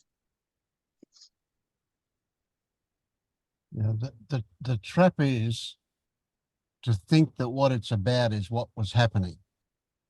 The trap is to think that it was about them on their phone. It wasn't. That was simply the trigger for something else. Yeah. And so that's and you look, yeah. I was trying to figure out what that could have triggered. And I'm like, well, you know. A way to get at that, right, is what am I feeling? And when you did do that and said, I'm not feeling anything, then you go, look at what that not feeling anything is actually about. Was there a numbness? Was there what is the flavor of that feeling of not feeling anything kind of thing? And that's your portal into whatever was triggered. Yeah, whatever was triggered was something that came from before, something about, I don't want to be ignored or something, you know what I mean? Some intuition voice will come up and it might be, you might hear your mother or your father or your school teacher or who knows, whatever will be saying to you or not saying to you. In fact, you know, ignoring you. It could well be, you know, but that little girl is saying, you know, what's my role in this situation where you're so busy on your phone that I don't exist? So I kind of blocked myself by when I couldn't feel anything, just going, okay, I don't feel anything. So that's kind of that was that was feeling something, wasn't it? That's not feeling anything. Yeah. Okay, thank you. you know, I was trying to work because I knew the trigger wasn't the phone. I knew there was something more, but when I couldn't find anything in my body, and I think I was going like really quick, like, okay, don't feel anything. Okay, I'm out of here. Yeah, Resistant. Okay. yeah. And Thank you. that I'm out of here. That's just a great escape from the whole thing, isn't it? Yeah. It is. It really is. Okay. Thank you very much. That helped. I think I would push the trigger even further because maybe you can try to be more vulnerable, you know, to open yourself because to your friend, because in reality, you could have say, look, I like you and I want to share this moment with you. And right now I don't feel this connection. So I feel this emotion, you know, or even if it's nothing, but you could have expressed it in a different way. And often it's difficult to be vulnerable, to share what you feel in the moment. That's good. Okay. There's a big bit of a trick there, and that's a big one because many things you could say to your friend and they would take it personally and it would become another issue. Right? So being vulnerable, as David says, is you're talking about yourself, not about them.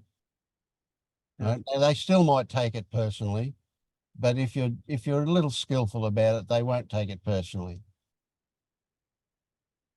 Yeah. I mean, because it's a good way to be in a situation, and if you speak about how you feel, it's easier to stay in this situation. But of course, Vince is right. Sometimes it's not the good place, and the answer is. But I feel this vulnerability thing. It's interesting to maybe explore. Yeah.